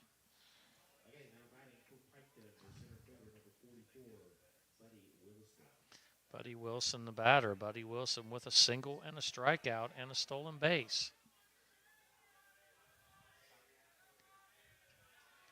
First pitch again showing bunt. Outside corner, taken for strike 1 to Buddy Wilson, 0-1. We've seen this a number of times where Piketon has shown bunt in really some unorthodox situations here. And they have pulled back. Now, they have put a couple of bunts down in this one, including one for a base hit, which is one of their 2 hits in the contest. Now, this one's put down right back to the pitcher. They're going to go to first with it. Okay, so the base runners move up. Boddicker goes to third. Hannah goes to second. And so on the sacrifice, that goes 1-3. And Jace Ritchie now bats with 2 outs, runners on second and third. So again, Fackler with a chance to get out of it with 2 away. Jace Ritchie struck out to end the first, struck out in the third. Takes the first pitch for strike 1. As that outside corner has been the pitcher's best friend throughout in this contest. And they have hit it consistently. Fackler shaking off some calls here by catcher Jake Martin. Timeout called by Ritchie, and now he's ready to step back in.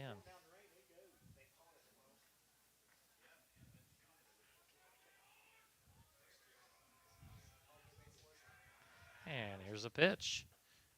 This one bounces in, evens the count at 1-1. Grayson Roberts on deck. Should Ritchie reach? Runners on second and third with 2 outs. Here's the pitch. Right there, definitely a strike. 1-2 now the count. Brody Fackler 1 pitch away from getting out of another jam. 1-2 the count. Jace Ritchie with a base hit could tie the game. And here's the 1-2 pitch. Inside, a curveball that did not curve. Evens the count at 2-2.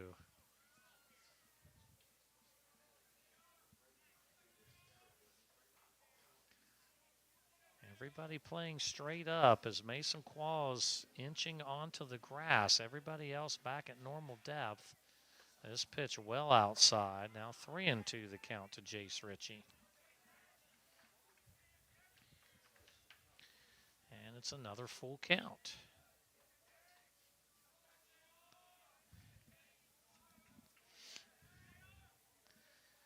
And here's the payoff pitch with first base still open. Swing and a miss, and there's the strikeout to end it. Strikeout number 10 for Brody Fackler. And just like that, the Piketon Red Streaks leave 2 on. So no runs, no hits. We had 1 walk along with an error, yes, and 2 left on base. And so we'll head to the bottom of the 5th inning. Score remains Meigs 2, Piketon 0 here on Total Media Sports YouTube. This Meigs County Baseball Game of the Week is made possible by the generosity of the Fraternal Order of the Eagles, RE 2171. We thank them for their incredible support of local youth sports. Crank it up with the Pure Rock Radio Network, your home for classic rock that really rocks. Tune in to Pure Rock 105 and Pure Rock 99.5 for the greatest hits, local sports action, and your favorite morning crew, Porter's Place, featuring Rodney Porterhouse Tomlin, comedian Jay Snide, and the HR chick, Tanya Hatton. From Bobcats football and basketball to unbeatable giveaways, we've got your back. Pure Rock Radio Network, where local voices meet legendary rock. Pure Rock 105 and Pure Rock 99.5. Turn it up. Ready for a movie night? Head to Silver Screen 7 in Gallipolis. With 7 screens showcasing the latest blockbusters and fan favorites, there's something for everyone. Enjoy comfy seats, affordable tickets, and fresh, buttery popcorn that hits the spot. Located at 1284 Jackson Pike, it's your local destination for cinematic fun. Check showtimes and buy tickets at silverscreen7.com or follow us on Facebook. Silver Screen 7, where Gallipolis comes to watch. Okay, top of the order. All right, top of the order here for the Marauders in the bottom of the 5th inning. It'll be Bryce Butcher, Jake Martin, Braden Holly. Meigs holding on to this 2-0 lead. They picked it up in the bottom of the 1st, and it's been all zeros from there. Count now at 1-1 to Bryce Butcher. Butcher walked in the 1st inning, later came around to score, flew out to left fielder Gavin Blanton in the 2nd inning. 1-1 to count. And a swing and a miss, a healthy cut for Bryce Butcher. But a nice-looking pitch, Braylon Oliver, who came on midway through the 1st inning, has just put up nothing but goose eggs since. Meigs was up 2-0 when he took the mound. Curveball that didn't quite break over the plate, evens the count at 2-2. And that's one of those things that coaches might look back and say, gosh, we should have just started Braylon Oliver. We'd be in a 0-0 game. 3-2 the count to Bryce Butcher. But you just never know how a game's going to play out. Full count to the leadoff batter here in the bottom of the 5th, Bryce Butcher. And here's the pitch, fouled away. Bryce Butcher with a number of nice at-bats. He's ran both of his first 2 at-bats into a full count. Or I should say his 2 plate appearances, 1 at-bat. Both of them went to a full count. A walk in the 1st and then a fly out to left field in the 2nd. Now with another full count, it's a swing and a miss. And that'll be the 6th strikeout for Braylon Oliver. And now 1 out. Jake Martin will bat. Jake Martin with a single in the 1st, a strikeout in the 2nd. And Martin scored a run as well, the 2nd run in that 1st inning for the Marauders. And here's the pitch. Oh, looked like it was a little low possibly. It was over the outside corner of the plate, but a hair low to Jake Martin. Want to know the count? And Oliver will deliver. This one hits the corner as well, but a little higher, and a strike, 1-1. Braden Holly on deck. Brody Fackler would bat should a Marauder reach. Here's the pitch. Swing and a miss on the curveball as that one broke right over the plate. Out in front was Martin. And the count now 1-2 with 1 away, nobody on. Bottom of the 5th inning in a game that started slow. The first couple of innings, a lot of base runners, a lot of pitches, but the last 2.5 or so have gone a lot quicker. Count now 2-2 to Jake Martin as the pitchers have settled in. We've had base runners, no runs over the last handful of innings. And this is a hard shot to center field right at Buddy Wilson. He barely had to move, had to maybe scooch over to his right just a step or two. And that was tagged. But one of those atom balls right at him. So fly out 8. And Braden Hawley will bat. Braden Hawley with a sacrifice bunt in the first inning and a ground out back to the pitcher in the third inning. So 0 for 1 for Braden Hawley. Fouls this one away. 0-1 the count. Now 2 outs in the bottom of the 5th inning.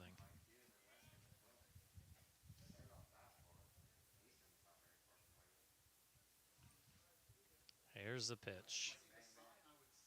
Curveball fouled straight back, now 0-2. As Oliver has mixed in the off-speed pitches a little bit more frequently in this half inning. And it's been effective. The majority of them finding their way over the plate, and the Marauders out in front of them, looking for the fastball. Time called by the batter. Hawley's going to rearrange his helmet and his batting gloves.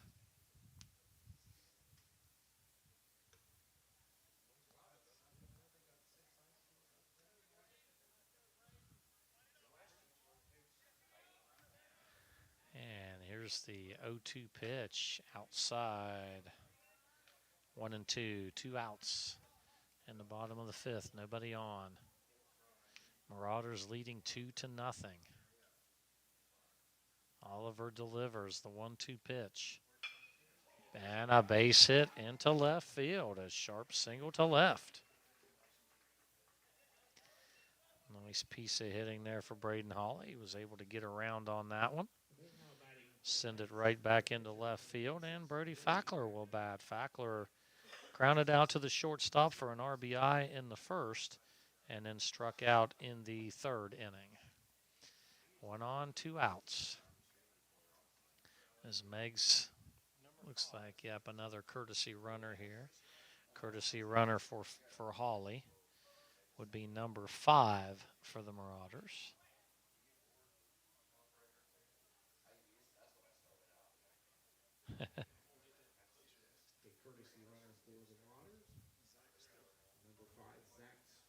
Zach Stewart, okay. Number 5, Zach Stewart, the courtesy runner at first base. Brody Fackler, the batter, and we're ready to go. Oliver back on the mound, now operating out of the stretch. Here's the pitch, taken low, ball 1, 1-0 to Brody Fackler. Addison Whitlatch on deck, should Fackler reach. Chase Dotson in the hole for the Marauders. 2-0, bottom of the 5th.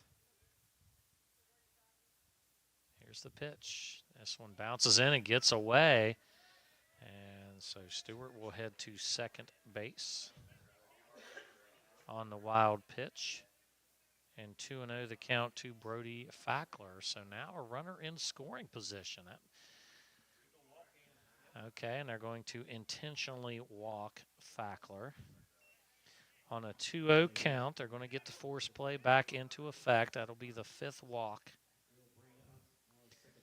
for Red Streak pitching.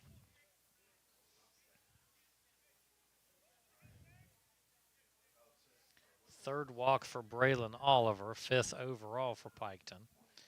And now Whitlatch will bat, a walk in the first, a strikeout in the third. Curveball just misses inside. 1-0 the count to Whitlatch. So now runners on first and second with 2 outs. Meigs looking to get a base hit here and extend this 2-0 lead. And this one is going to hit Whitlatch, and that one hit him in the side. He's trying to trot that one off, as that one looked like it might have been painful.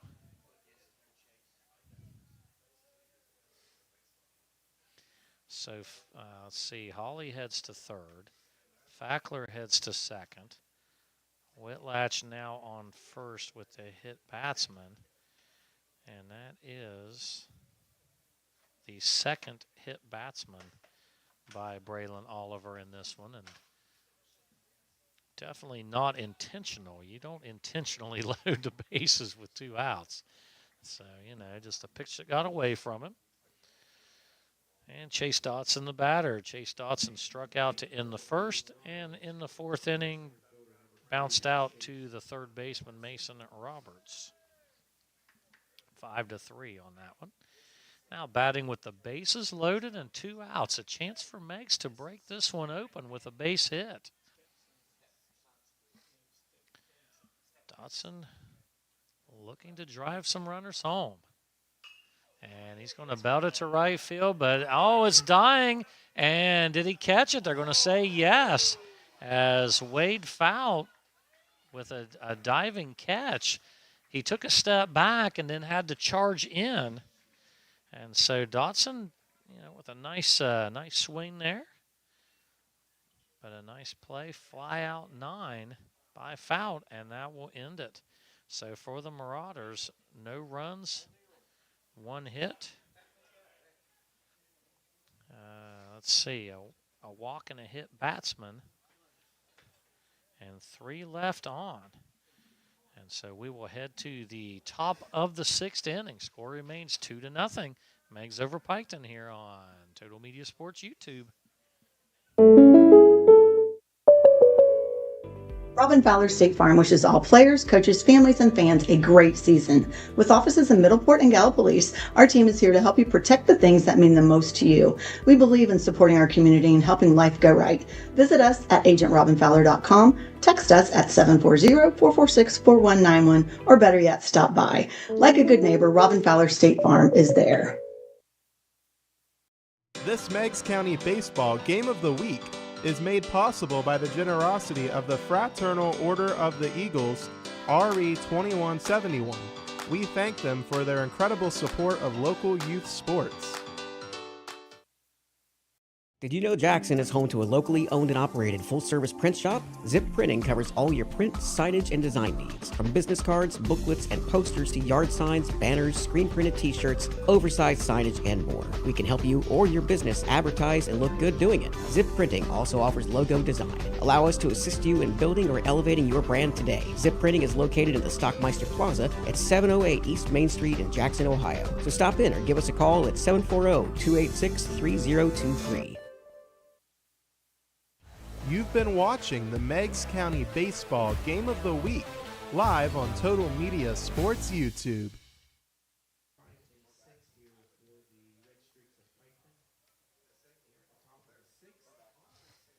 4, 5, 6 batters for Piketon here in the 6th inning as Piketon running out of opportunities. And Brody Fackler ready to go for his 6th inning of work, as he's given up no runs, just 2 hits, along with 3 walks. 2-0 Meigs. He hits that outside corner. Strike 1. Grayson Roberts, Wade Fout, and Mason Roberts.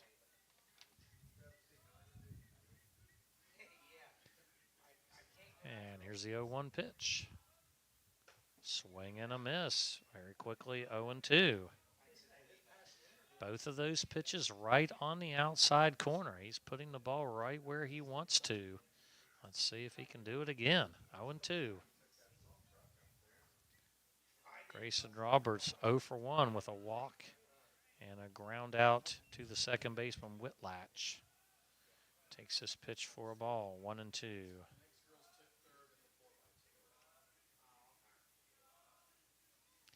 Here's the 1-2 pitch. Oh, check swing, and no, he did not go.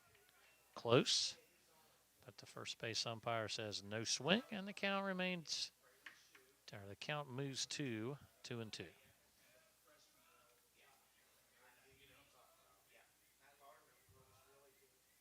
2-2 pitch. Curveball, just a hair high. Boy, he got it over the plate, but just a little high. And the count runs full from 0-2 to 3-2. And here's the payoff pitch. Put into play. Shortstop over. Bounces off the glove. The throw not in time. Yep, and that'll go E6 as it bounced off the glove. As Davis did a nice job of getting over and in front of the ball, but just couldn't handle it cleanly. And the hustling Grayson Roberts able to beat out the throw. So first man on, and Wade Fout the batter. Sacrifice bunt in the second inning, and this is going to work as basically as a bunt. So I believe he swung on that. Am I right? Kind of a half swing, yeah. So I'm not going to count that as a sacrifice. So that goes 1-3 on the put out, and that does move Roberts to Grayson Roberts to second. And now Mason Roberts, the batter. Runner in scoring position, now one away. Meigs holding on to this 2-0 lead. Fackler looks to work through again base runners. Swung on, put into play. Third baseman Qualls can't make it. It goes under the glove for a single. Runner moves to third. Okay, so Grayson Roberts to third. Mason Roberts on first with a single. I think Qualls was expecting a little bit more of a bounce there, and it just did not bounce. I think we're going to get a courtesy runner here. 30, yeah, number 30 for Piketon. Eli Williams, the runner at first base, replacing Mason Roberts.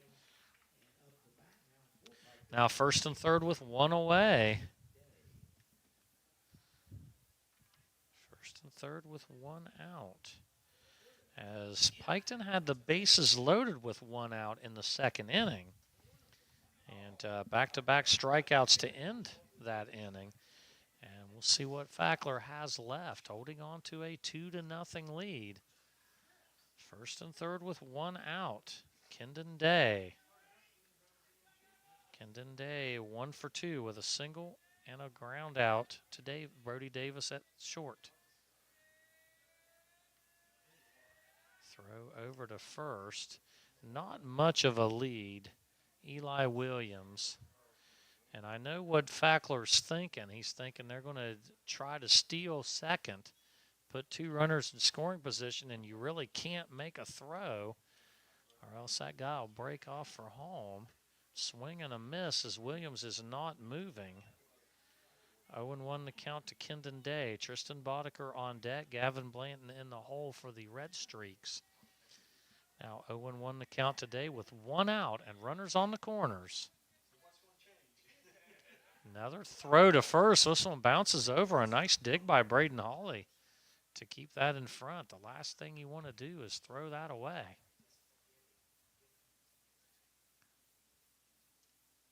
0-1 the count.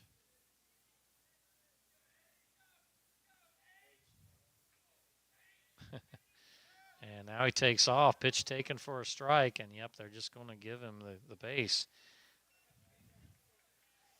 on the stolen base. Now 0-2 the count today. And just there's not much you can do there. If you make that throw to second base, there's no question Grayson Roberts is going to break for home. And you just don't want to give up the run that way. This one bounces in 1-2. That's the thing with maybe with no outs, you maybe don't send him to second, but with 1 or 2 outs, you're going to. 1-2. Here's the pitch, and that's right there. Yes, sir, on the inside corner, strike 3 as a backwards K. And that'll be strikeout number 11, and that came at a good time for Brody Fackler. So now with 2 outs, he has a chance yet again to get out of the inning, as Brody Fackler has had a runner on third base in 3 innings now. 3 of the 6 innings. It's a dribbler back as the pitcher cannot. Oh, man, it was just right in between. Nothing that could be done there. Grayson Roberts comes around to score.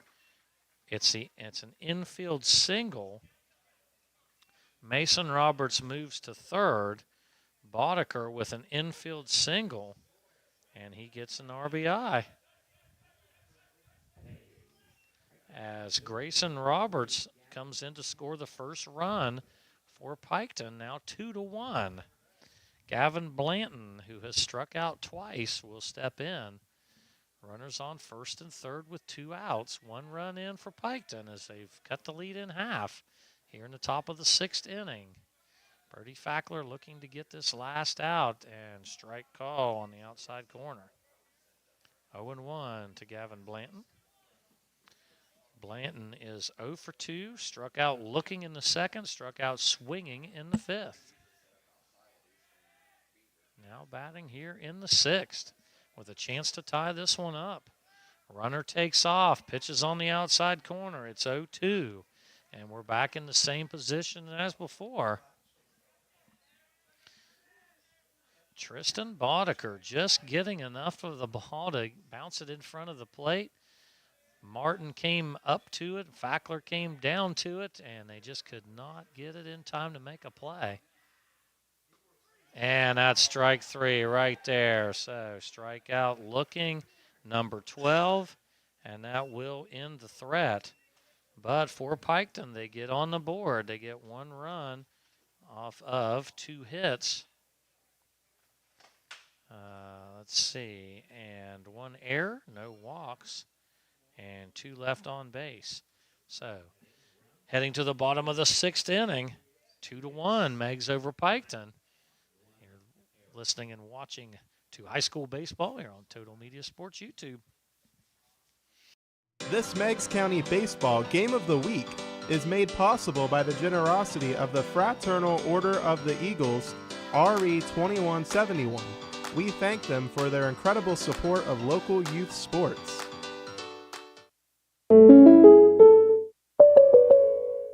Robin Fowler State Farm wishes all players, coaches, families, and fans a great season. With offices in Middleport and Gallipolis, our team is here to help you protect the things that mean the most to you.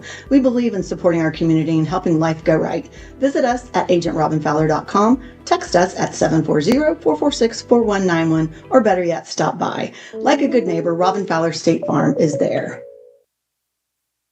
Crank it up with the Pure Rock Radio Network, your home for classic rock that really rocks. Tune in to Pure Rock 105 and Pure Rock 99.5 for the greatest hits, local sports action, and your favorite morning crew, Porter's Place, featuring Rodney Porterhouse Tomlin, comedian Jay Snide, and the HR chick, Tanya Hatton. From Bobcats football and basketball to unbeatable giveaways, we've got your back.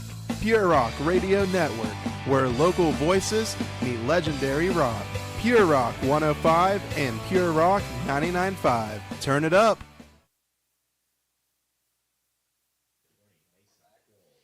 Seven, 8, 9 batters for the Marauders here in the bottom of the 6th inning. Mason Qualls, Ashton Newsom, Lincoln Thomas. Mason Qualls is 0 for 1. He reached on a walk in the 4th inning.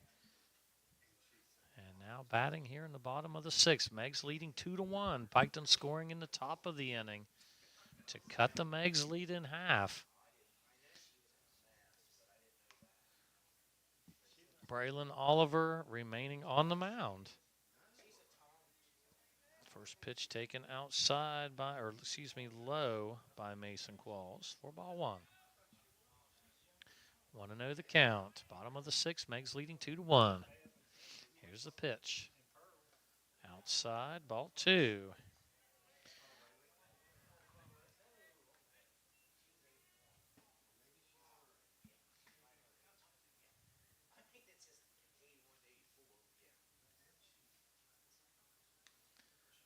And here's the 2-0 pitch.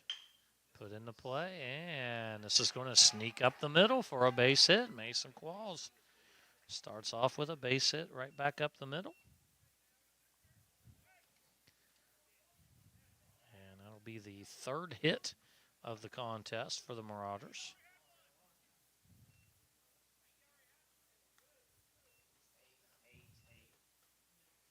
Three hits for the Marauders, all singles. And 4 hits for the Red Streaks. And they were all singles as well. We have not had an extra base hit as of yet in this contest. Ashton Newsom, the batter. A walk in the second, a fly out to center field in the fourth. Now Braylon Oliver from the stretch yet again. We've said that a lot tonight. This one popped up. Second baseman ranging over. Now the right fielder calls him off, and Wade Fout makes the catch. Fly out 9. As that might have been infield fly rule, but it kind of made its way out towards right field. I'm not sure. That's umpire's discretion on that one, I suppose. But Fout makes the catch, and Lincoln Thomas, the batter. Lincoln Thomas hit by a pitch in the second and struck out in the fourth. 1 on, 1 out. Mason Qualls leads off of first base after a hit to lead off the inning, and boy, that was inside, but it hit off the bat. Counts as a strike. 0-1 to Lincoln Thomas. That was one of those ones that could have hit him in the arm. Maybe you get on first base, but it hits off the bat for a strike. Now 0-1. After Thomas, it'll be back to the top of the order. Bryce Butcher on deck with Jake Martin in the hole. Pitch taken high, evens the count at 1-1 to Lincoln Thomas. Winner of this game will head to Paint Stadium on May 27th, Tuesday, May 27th, a 4 o'clock start against Lynchburg Clay in district semifinal action on that Tuesday. Here's the pitch. Belted a high fly ball, and this is another one in between. And this time the left fielder calls off the shortstop. Gavin Blanton makes the catch, fly out 7. And now with 2 away, we head to the top of the order. Bryce Butcher. Butcher with a walk and a run scored in the first. Flew out to left fielder Blanton in the second. Struck out in the fifth and ran the count full in all 3 of those at-bats. So he's seen a ton of pitches in this contest. Trying to move Qualls along and keep this inning going. Takes the first pitch, a curveball right over the plate for strike 1. Nice pitch. Braylon Oliver has spotted the curveball very successfully in this game. He's pitched a heck of a game. Curveball again. This one put into play. Kind of an in-betweener, but a nice play as Jace Ritchie over to Zach Hanna. So 6-3 on the putout. And that is going to do it here in the bottom of the 6th inning. For the Marauders, no runs, 1 hit, no walks, and 1 left on base. And we'll head to the top of the 7th inning. Meigs holding on to a 2-1 lead. Fackler's going to come back out to close it out here on Total Media Sports YouTube. Ready for a movie night? Head to Silver Screen 7 in Gallipolis. With 7 screens showcasing the latest blockbusters and fan favorites, there's something for everyone. Enjoy comfy seats, affordable tickets, and fresh, buttery popcorn that hits the spot.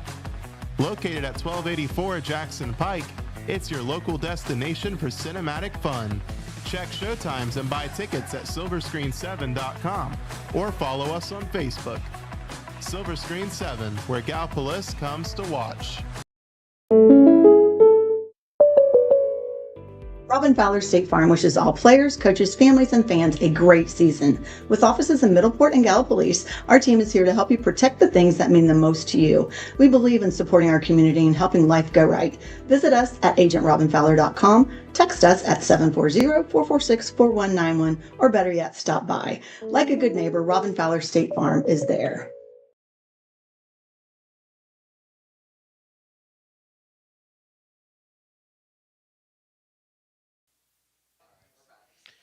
And we head to the top of the 7th inning.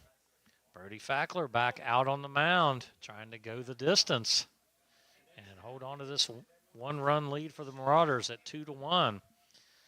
And for Piketon, it will be the top of the order. 1, 2, 3, Zach Hanna, Buddy Wilson, Jace Ritchie. And the top of the order for Piketon has been a lot of feast and famine, a lot of strikeouts. 1, 2, 3, 4, 5, 6. 6 of the 12 strikeouts have come from the top 3 batters, but also a couple of hits, a walk, and a stolen base. And so there's been a little production mixed in as well. First pitch for Zach Hanna, taken high, ball 1.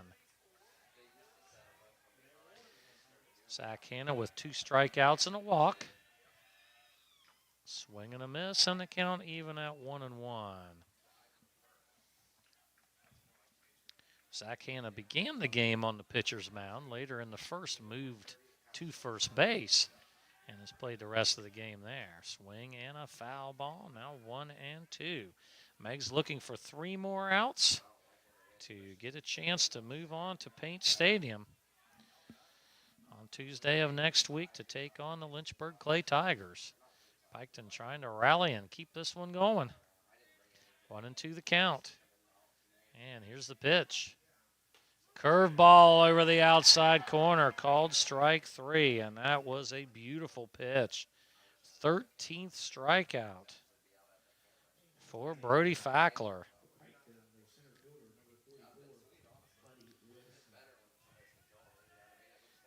So 19 outs recorded, 13 of those from strikeouts. That's pretty amazing. Buddy Wilson with a single and a sacrifice along with a strikeout. Pitch high, 1-0. Buddy Wilson trying to get on base. Meigs leading 2-1 here in the top of the 7th inning. 1 out, nobody on. Last chance for the Red Streaks. Curveball high, 2-0. Jace Ritchie on deck. Grayson Roberts on base or on in the hole. Should somebody reach? 2-0 the count to Buddy Wilson. Here's the pitch. This one just a tad high. Now 3-0. Buddy Wilson wanting to get on base. He would represent, every batter, of course, would represent the tying run with a 1-run deficit. Trying to get the tying run on base. 3-0 the count. And right there's a strike, definitely. 3-1 now the count. I have a nice view right behind home plate, just perfect. That's pretty good gauge here. I can definitely see if it's in the strike zone side to side. And this one taken high for ball 4. A couple of those pitches were close, but just a little high. And the tying run is on via the walk. 4th walk of the contest for Brody Fackler. So the tying run on first base. Jace Ritchie, the batter. Ritchie has struck out all 3 times. Pitch outside for ball 1. Jace Ritchie struck out looking in the first, swinging in the 3rd and the 5th. Now batting in the 7th with 1 on and 1 out. And hit to first base. It takes a high hop and a nice heads-up play as Braden Hawley did not panic. The ball skipped up in the air. He was able to catch it on the fly and make the play at first base. That's a good play. That's the old keep it in front of you play. So that is 3 unassisted on the ground out. And Piketon down to their last out.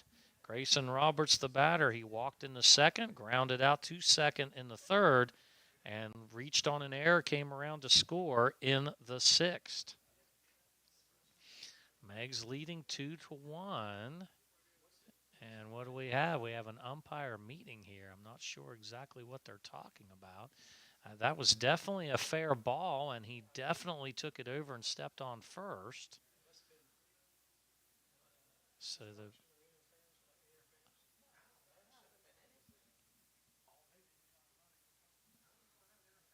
I don't think so. The runner was already halfway to second base by the time he saw the ball. So I don't think there should be anything here. I'm not sure.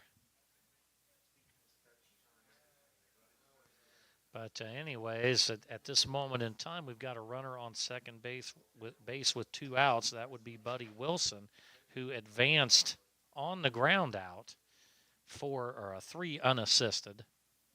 Braden Hawley gloving the ball, stepping on first. I'm not sure what the call is here or what the discussion is. Both coaches talking with each other with the home plate umpire. All right, looks like we're good to go. So now with 2 outs, last chance here for the Red Streaks. Grayson Roberts, the batter. Grayson Roberts 0 for 2 with a walk and a run scored.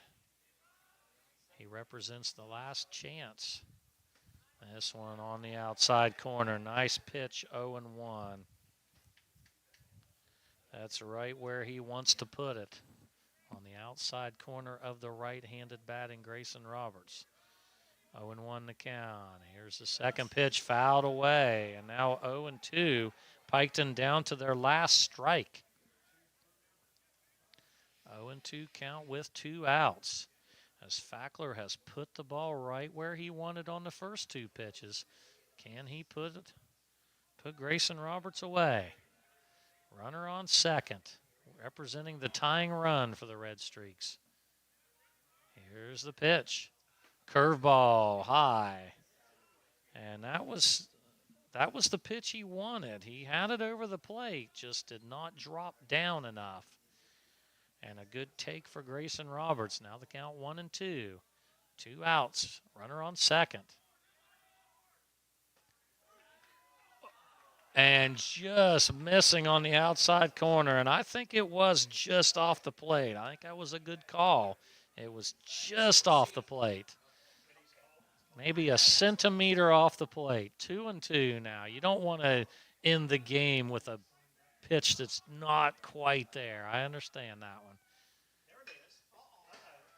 And is this going to drop in? It is, and that's going to tie the game. Oh, my. Buddy Wilson comes around to score the tying run. It's a big base hit for Grayson Roberts. And just like that, it's 2-2.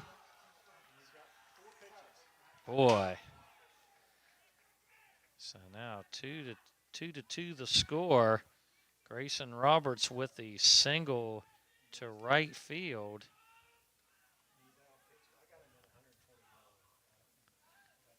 And so a meeting on the mound, that might be it for Brody Fackler. Word is that he's close on the pitching count.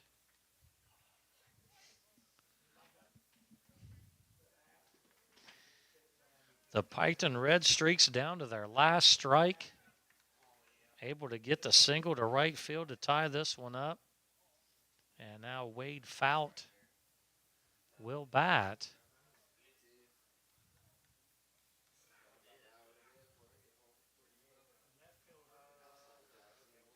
And we do have a pitching change, so let's see a number here. Number 1.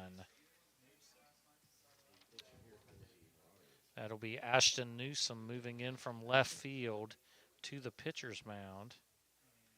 Where did Brody Fackler move to? He's over here. Is he going to go to left field? Because I believe that's Mason Qualls. Okay, well, we'll get a look here as Ashton Newsom, we know, has moved from left field to the pitcher's mound, getting his warm-up tosses in. 2-2 to score.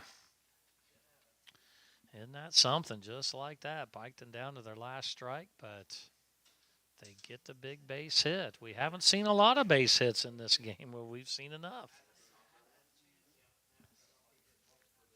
And the inning is not over with 2 outs and a runner on first base. Meigs has led throughout. They took a 2-0 lead in the bottom of the first, and it held up until this moment in the top of the 7th.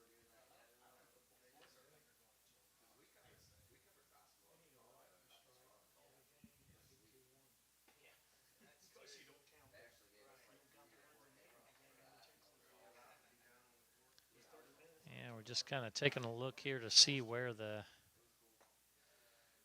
fielders end up, where it all shakes out. as it looks like Brody Fackler is standing on third base. Looks like he's going to stay there. And so, yeah, Mason Qualls goes to right field. And does Bryce Butcher go to left?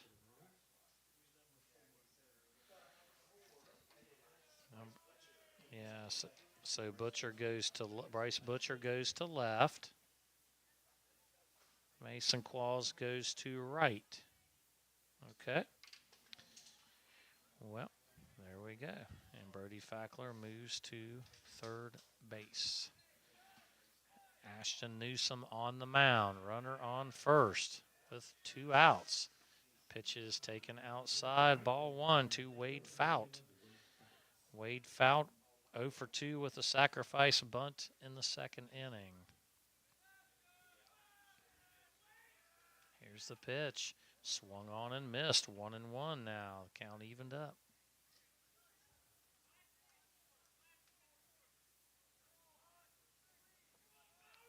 Wade Fout playing right field.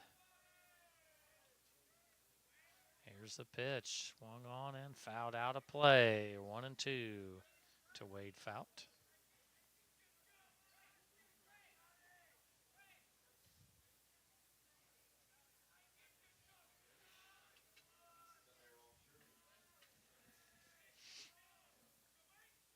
Swung on and missed. The ball in the dirt. The throw over to first will end it. So a strikeout to end it. 14 strikeouts for Meigs pitching. And so for the Piketon Red Streaks, 1 run off of 1 hit, 1 walk, 1 left on base. And we'll head to the bottom of the 7th inning, all knotted up 2-2 here on Total Media Sports YouTube. Robin Fowler State Farm wishes all players, coaches, families, and fans a great season. With offices in Middleport and Gallipolis, our team is here to help you protect the things that mean the most to you. We believe in supporting our community and helping life go right. Visit us at agentrobinfowler.com, text us at 740-446-4191, or better yet, stop by. Like a good neighbor, Robin Fowler State Farm is there. Crank it up with the Pure Rock Radio Network, your home for classic rock that really rocks. Tune in to Pure Rock 105 and Pure Rock 99.5. You've been watching the Meigs County Baseball Game of the Week, live on Total Media Sports YouTube.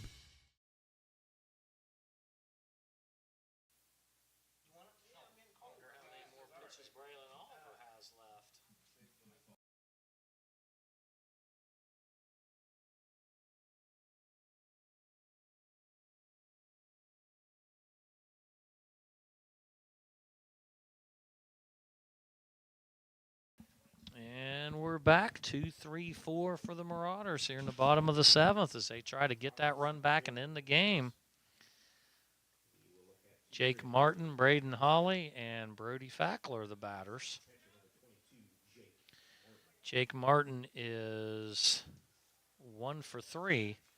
A single, a run scored, a strikeout, and a fly out to center field. Braylon Oliver remaining on the mound. Jake Martin looking to get on base and get this inning started for the Marauders.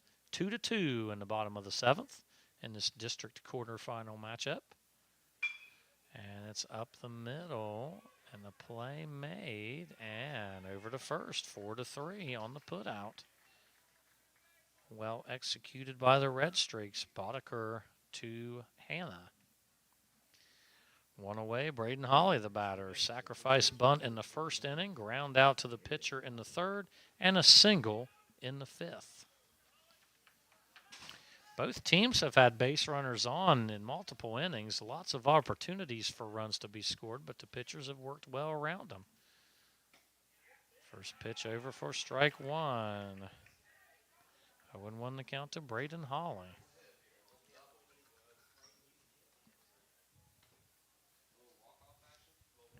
Here's the pitch. Put into play, and this will be a tough one. And they do get it, the flip to first. And so that ends up 1-3, or 3-1. 3-1 on the put out with the pitcher covering. As Hannah was a little bit had a bobble there on the pickup, but was able to get the ball over to Braylon Oliver covering. And now with 2 away, Brody Fackler, the batter. Just outside, ball 1 to Brody Fackler, who is 0 for 2 with a walk in the 5th. He was stranded at second. And this one inside. Now 2-0. Addison Whitlatch on deck. Should Fackler reach?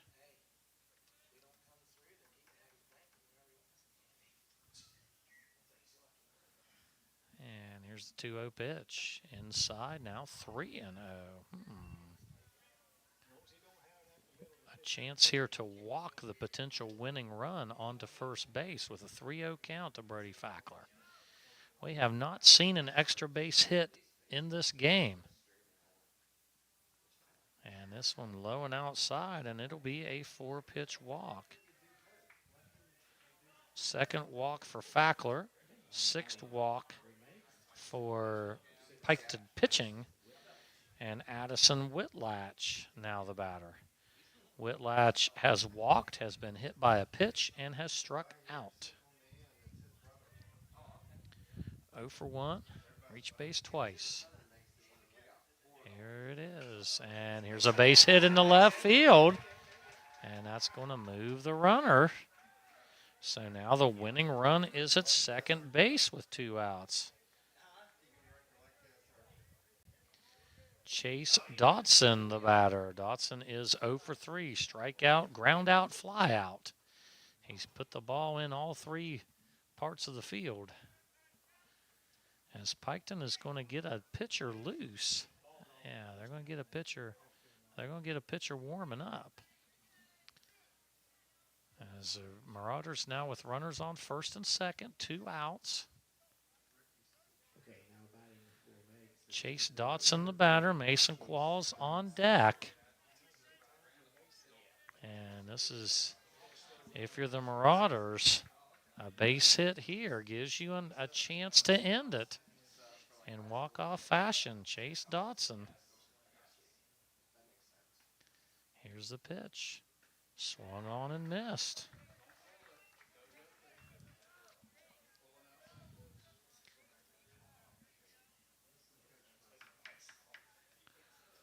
Oh and 1 the count. Brody Fackler representing the winning run at second base. Here's the pitch. Inside. Curveball that stayed inside. 1-1. The count evens up. Runners on first and second with 2 outs.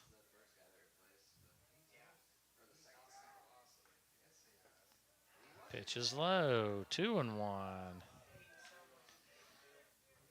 As the drama builds.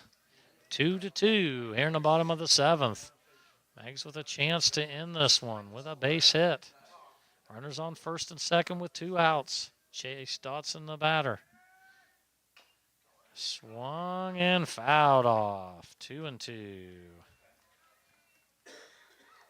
So that one bounced off of the plate and fouled down the first base line. Both runners head back. 2-2 with 2 outs. 2-2 the score. We just need it to be the second inning, right? Then we'd really have something.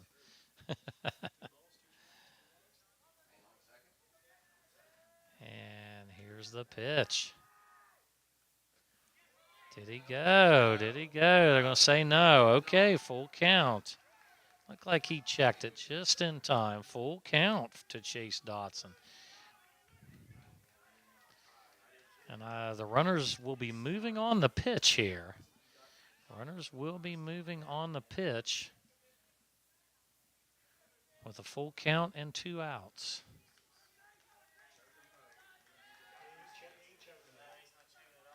And here's the pitch. They're going, and it's put into play. And is he going to be able to make it? Oh, and a throw in time. Nice play. 5-3 on the putout. Third baseman Mason Roberts to Braylon Oliver, and we're going to go extras. We'll head to the 8th inning for the Marauders. No runs, 1 hit, 1 walk, and 2 left on base. To the top of the 8th, 2-2 the score on Total Media Sports YouTube. This Meigs County Baseball Game of the Week is made possible by the generosity of the Fraternal Order of the Eagles, RE 2171. We thank them for their incredible support of local youth sports.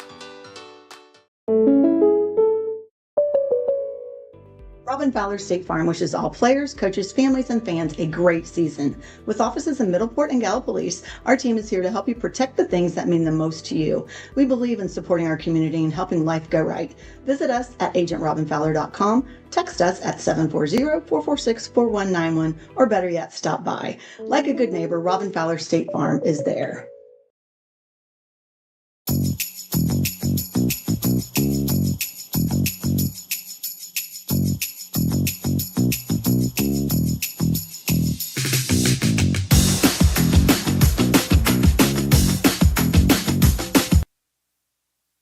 You've been watching the Meigs County Baseball Game of the Week, live on Total Media Sports YouTube.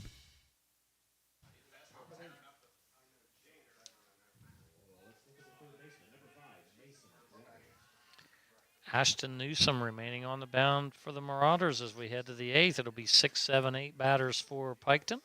Mason Roberts, Kendon Day, and Tristan Boddicker. First pitch right there for strike 1 to Mason Roberts. 0-1 the count.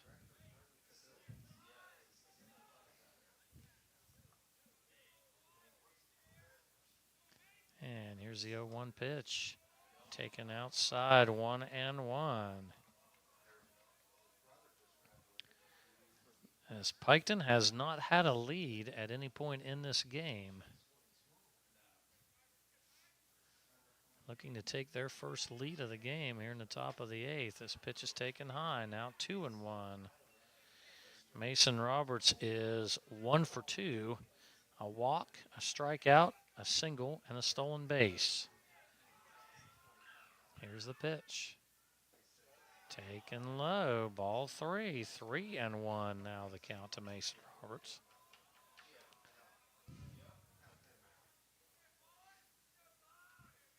And here's a 3-1 pitch outside. It's a walk, and so the leadoff man is on. 5th walk for Meigs pitching.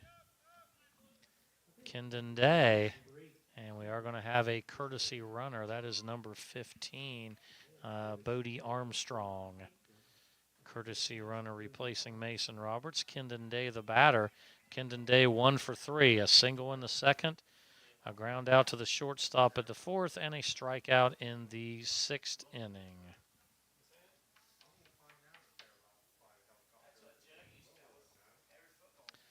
Kendon Day, the batter now. Mason Roberts drawing a walk to lead off the inning.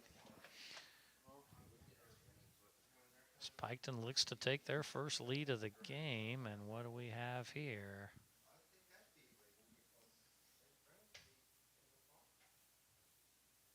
A bit of a discussion between the umpire and the coaching staff. Just maybe discussing the courtesy runner. The batter should be number 8. Yep, number 8, Kendon Day. Number 13, Tristan Boddicker on deck. And Gavin Blanton in the hole. Okay, so he's not going to run. Bodie.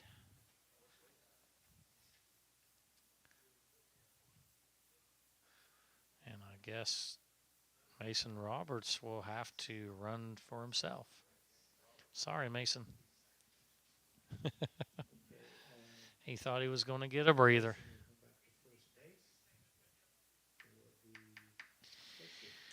So Mason Roberts back at first base. Kendon Day, the batter. Ashton Newsom back on the mound. Kendon Day, the designated hitter for the Red Streaks. Here's the pitch, showing bunt, pulling back, taking strike one is Kendon Day. We've seen some, I've said this a number of times, we've seen some strange bunt situations. Now this one is a little bit more normal. Bunt down the first base line, that's going to move the runner. Okay, 1-3 on the put out on the sacrifice. And so Mason Roberts representing the go-ahead run at second base. Tristan Boddicker will bat now with one away. Boddicker is 1 for 3, a strikeout, a single, an RBI, and also reaching on an error. First pitch low and outside, ball 1. Gavin Blanton on deck. He's 0 for 3 with 3 strikeouts. So this is the guy that Ashton Newsom wants to take care of. Second pitch outside, 2-0. First base is open, but it seemed like, you're at the bottom of the order here. These are the guys that you're wanting to go after. Oh, foul ball. 2-1 the count. Down the first base line.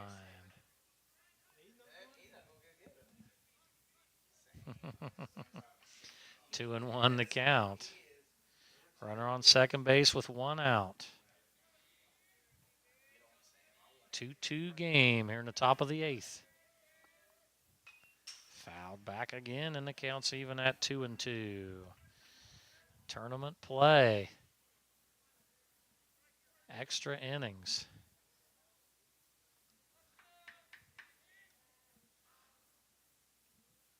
2-2 the count. Newsom with the pitch. Bouted to center field. That's going to drop in. And the ball gets by. They're going to send him. Here comes the throw, and the run will score. Oh, my. So it's a single by Boddicker. And he will not get, I'm not going to say RBI on that because that moved Roberts to third. He comes around to score on the error. E8. And so that gives Piketon a 3-2 lead. The first lead of the game for the Red Streaks. And now with a runner on first base, Gavin Blanton, the batter.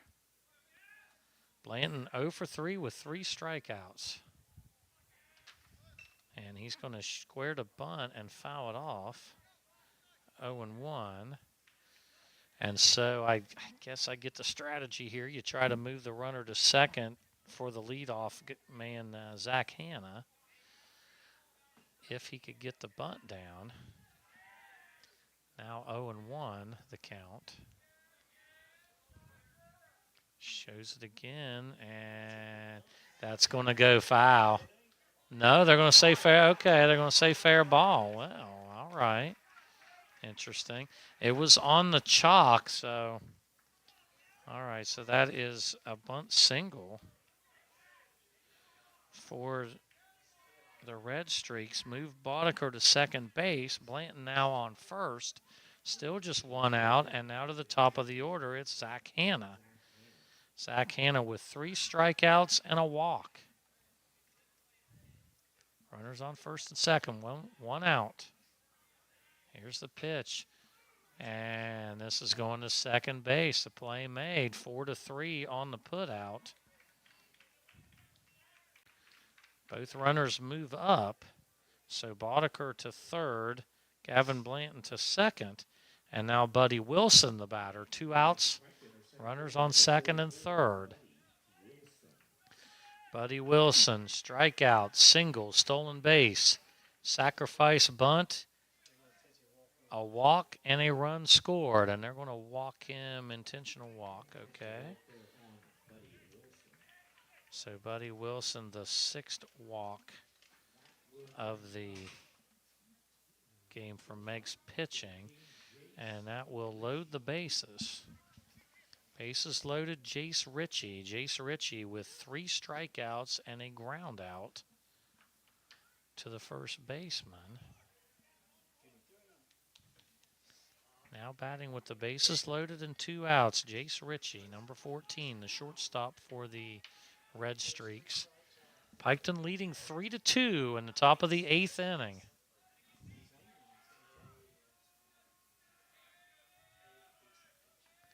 Here's the pitch. Swung on and missed. Strike 1 to Jace Ritchie. Healthy cut. Coming up empty. 0-1. 2 away. And here's the pitch. Outside corner, strike 2. 0-2. Ashton Newsom trying to end the threat. Bases loaded, 2 outs. 0-2 the count.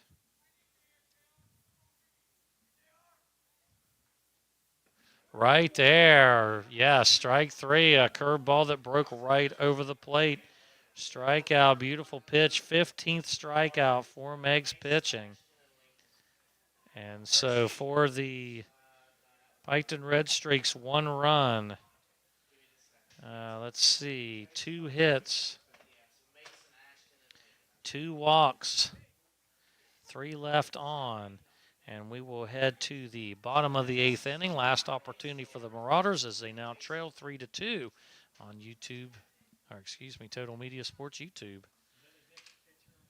Crank it up with the Pure Rock Radio Network, your home for classic rock that really rocks. Tune in to Pure Rock 105 and Pure Rock 99.5 for the greatest hits, local sports action, and your favorite morning crew, Porter's Place, featuring Rodney Porterhouse Tomlin, comedian Jay Snide, and the HR chick, Tanya Hatton. From Bobcats football and basketball to unbeatable giveaways, we've got your back. Pure Rock Radio Network, where local voices meet legendary rock.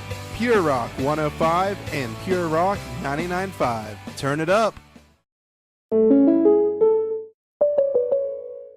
Robin Fowler State Farm wishes all players, coaches, families, and fans a great season. With offices in Middleport and Gallipolis, our team is here to help you protect the things that mean the most to you. We believe in supporting our community and helping life go right. Visit us at agentrobinfowler.com, text us at 740-446-4191, or better yet, stop by. Like a good neighbor, Robin Fowler State Farm is there.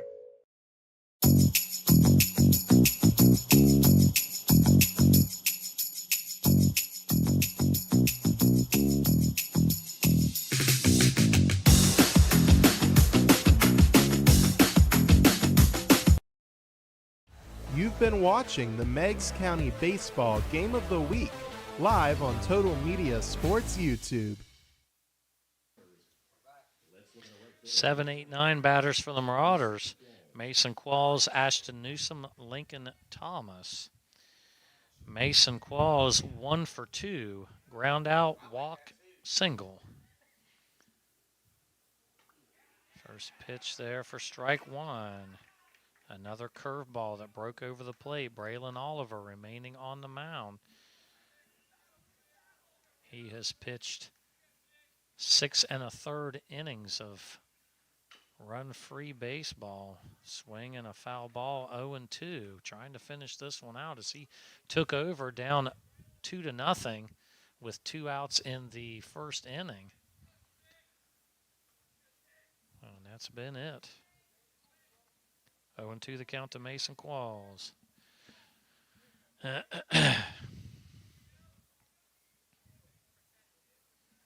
3-2, Piketon with the lead.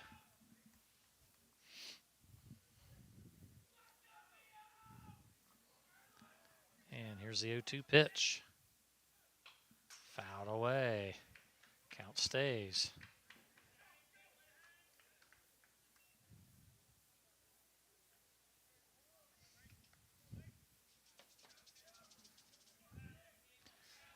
Oh, 0-2. Here's the pitch from Braylon Oliver. Swing and a miss for the strikeout. And that is the 7th strikeout. 7th strikeout for Braylon Oliver. The next batter, Ashton Newsom, walked in the 2nd, fly out to center in the 4th, fly out to right in the 5th. 1 out, nobody on here in the bottom of the 8th. Meigs trying to get 1 run to keep this one going. Right there, strike 1. Braylon Oliver getting that first pitch strike now to the first 2 batters here in the 8th. 0-1. Batted up the middle. That's a base hit. All right, Ashton Newsom on. He would represent the tying run. Base hit right back up the middle. And Lincoln Thomas, the batter. In the 9-hole, Lincoln Thomas hit by a pitch in the 2nd, struck out in the 4th, and flew out to left field in the 6th. With 1 out and 1 on. Lincoln Thomas, the batter, then would go back to the top of the order, Bryce Butcher. And here's the pitch. Showing bunt, getting it down. 3rd baseman over to 1st. Okay, so 5-3 on the putout. And Ashton Newsom heads to 2nd base on the sacrifice. And we go back to the top of the order. Meigs down to their last out. Bryce Butcher needing a base hit to keep this game going. With 2 outs. Ashton Newsom representing the tying run. Bryce Butcher representing the winning run. Here in the bottom of the 8th inning, Piketon leading 3-2. Braylon Oliver looking to get 1 more out to close this one out. The winner of this game heading to Paint Stadium on Tuesday to take on Lynchburg Clay. Here's the pitch. Curveball high, taken for ball 1. Bryce Butcher, a walk and a run scored in the 1st, a fly out to left in the 2nd, a strikeout in the 5th, and a ground out to the shortstop in the 6th inning. Now batting in the bottom of the 8th with 2 outs and a runner on 2nd. Taken high and inside, 2-0 the count. Jake Martin on deck. Should Butcher reach?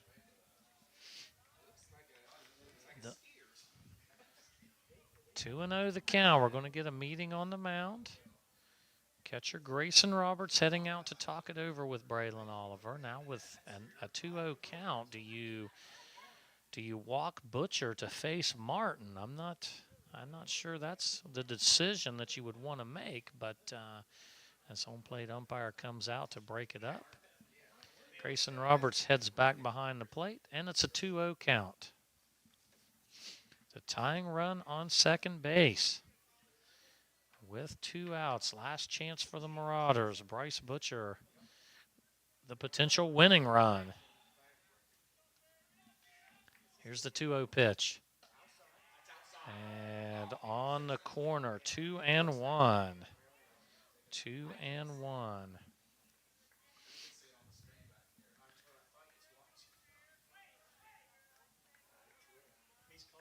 Here's the pitch. Swing and a miss, 2-2. Now Meigs down to their last strike. We saw this in the top of the 7th. And Piketon got a base hit and tied the game. Can Meigs do the same? 2-2 the count. Bryce Butcher trying to keep him alive. Here's the pitch. Swing and a miss, and that'll do it. Strikeout, 8th strikeout of the game. Braylon Oliver, the hero for the Piketon Red Streaks, as he comes on with 2 outs in the bottom of the 1st inning, down 2-0, and pitches 7 1/3 innings of shutout baseball for the Red Streaks, and they win in extras in 8 innings. 3-2 the final for the Marauders here in the 8th inning. No runs, 1 hit, no walks, 1 left on base. And so we'll run down the hitting here really quickly. We'll start with the Piketon Red Streaks. Zach Hanna reaches via walk. Buddy Wilson with a hit, a stolen base, a walk, and a run scored. Let's see. Grayson Roberts with a walk, a single, reaching via error and scoring a run. Wade Fout with a sacrifice bunt. Mason Roberts with a single, a stolen base, 2 walks, and a run scored. Kendon Day with a single and a sacrifice bunt. Tristan Boddicker with a single, or 2 singles and an RBI. And Gavin Blanton with a single. Piketon's totals, they end up with 7 hits and 3 runs. For the Marauders, Bryce Butcher with a walk and a run scored. Jake Martin with a single and a run scored. Brandon Holly with a single and a sacrifice bunt. Brody Fackler with an RBI and 2 walks. Addison Whitlatch with a single, a walk, and also hit by a pitch. Let's see, Mason Qualls with a single and a walk. Ashton Newsom with a single and a walk. And Lincoln Thomas hit by a pitch and also a sacrifice bunt. For the Marauders, they scored 2 runs off of 5 hits. And that'll do it. So tough way to end the season for the Marauders. They had a couple of opportunities down the stretch. They couldn't quite close it out. Couldn't quite get the big hit in extra innings. Credit to the Piketon Red Streaks. Their season continues. They play on Tuesday night at Paint Stadium. 4 o'clock start on that one. They'll take on the Lynchburg Clay Tigers. And so that's going to do it. And thanks to Joshua Schmidt. Thanks to Jimmy McCormick here with Total Media, getting everything on the air for all of us and everybody back at the station and whatnot as well. I'm Brian Allen. I'm going to sign off and hope everybody has a great rest of your week. Stay safe and God bless.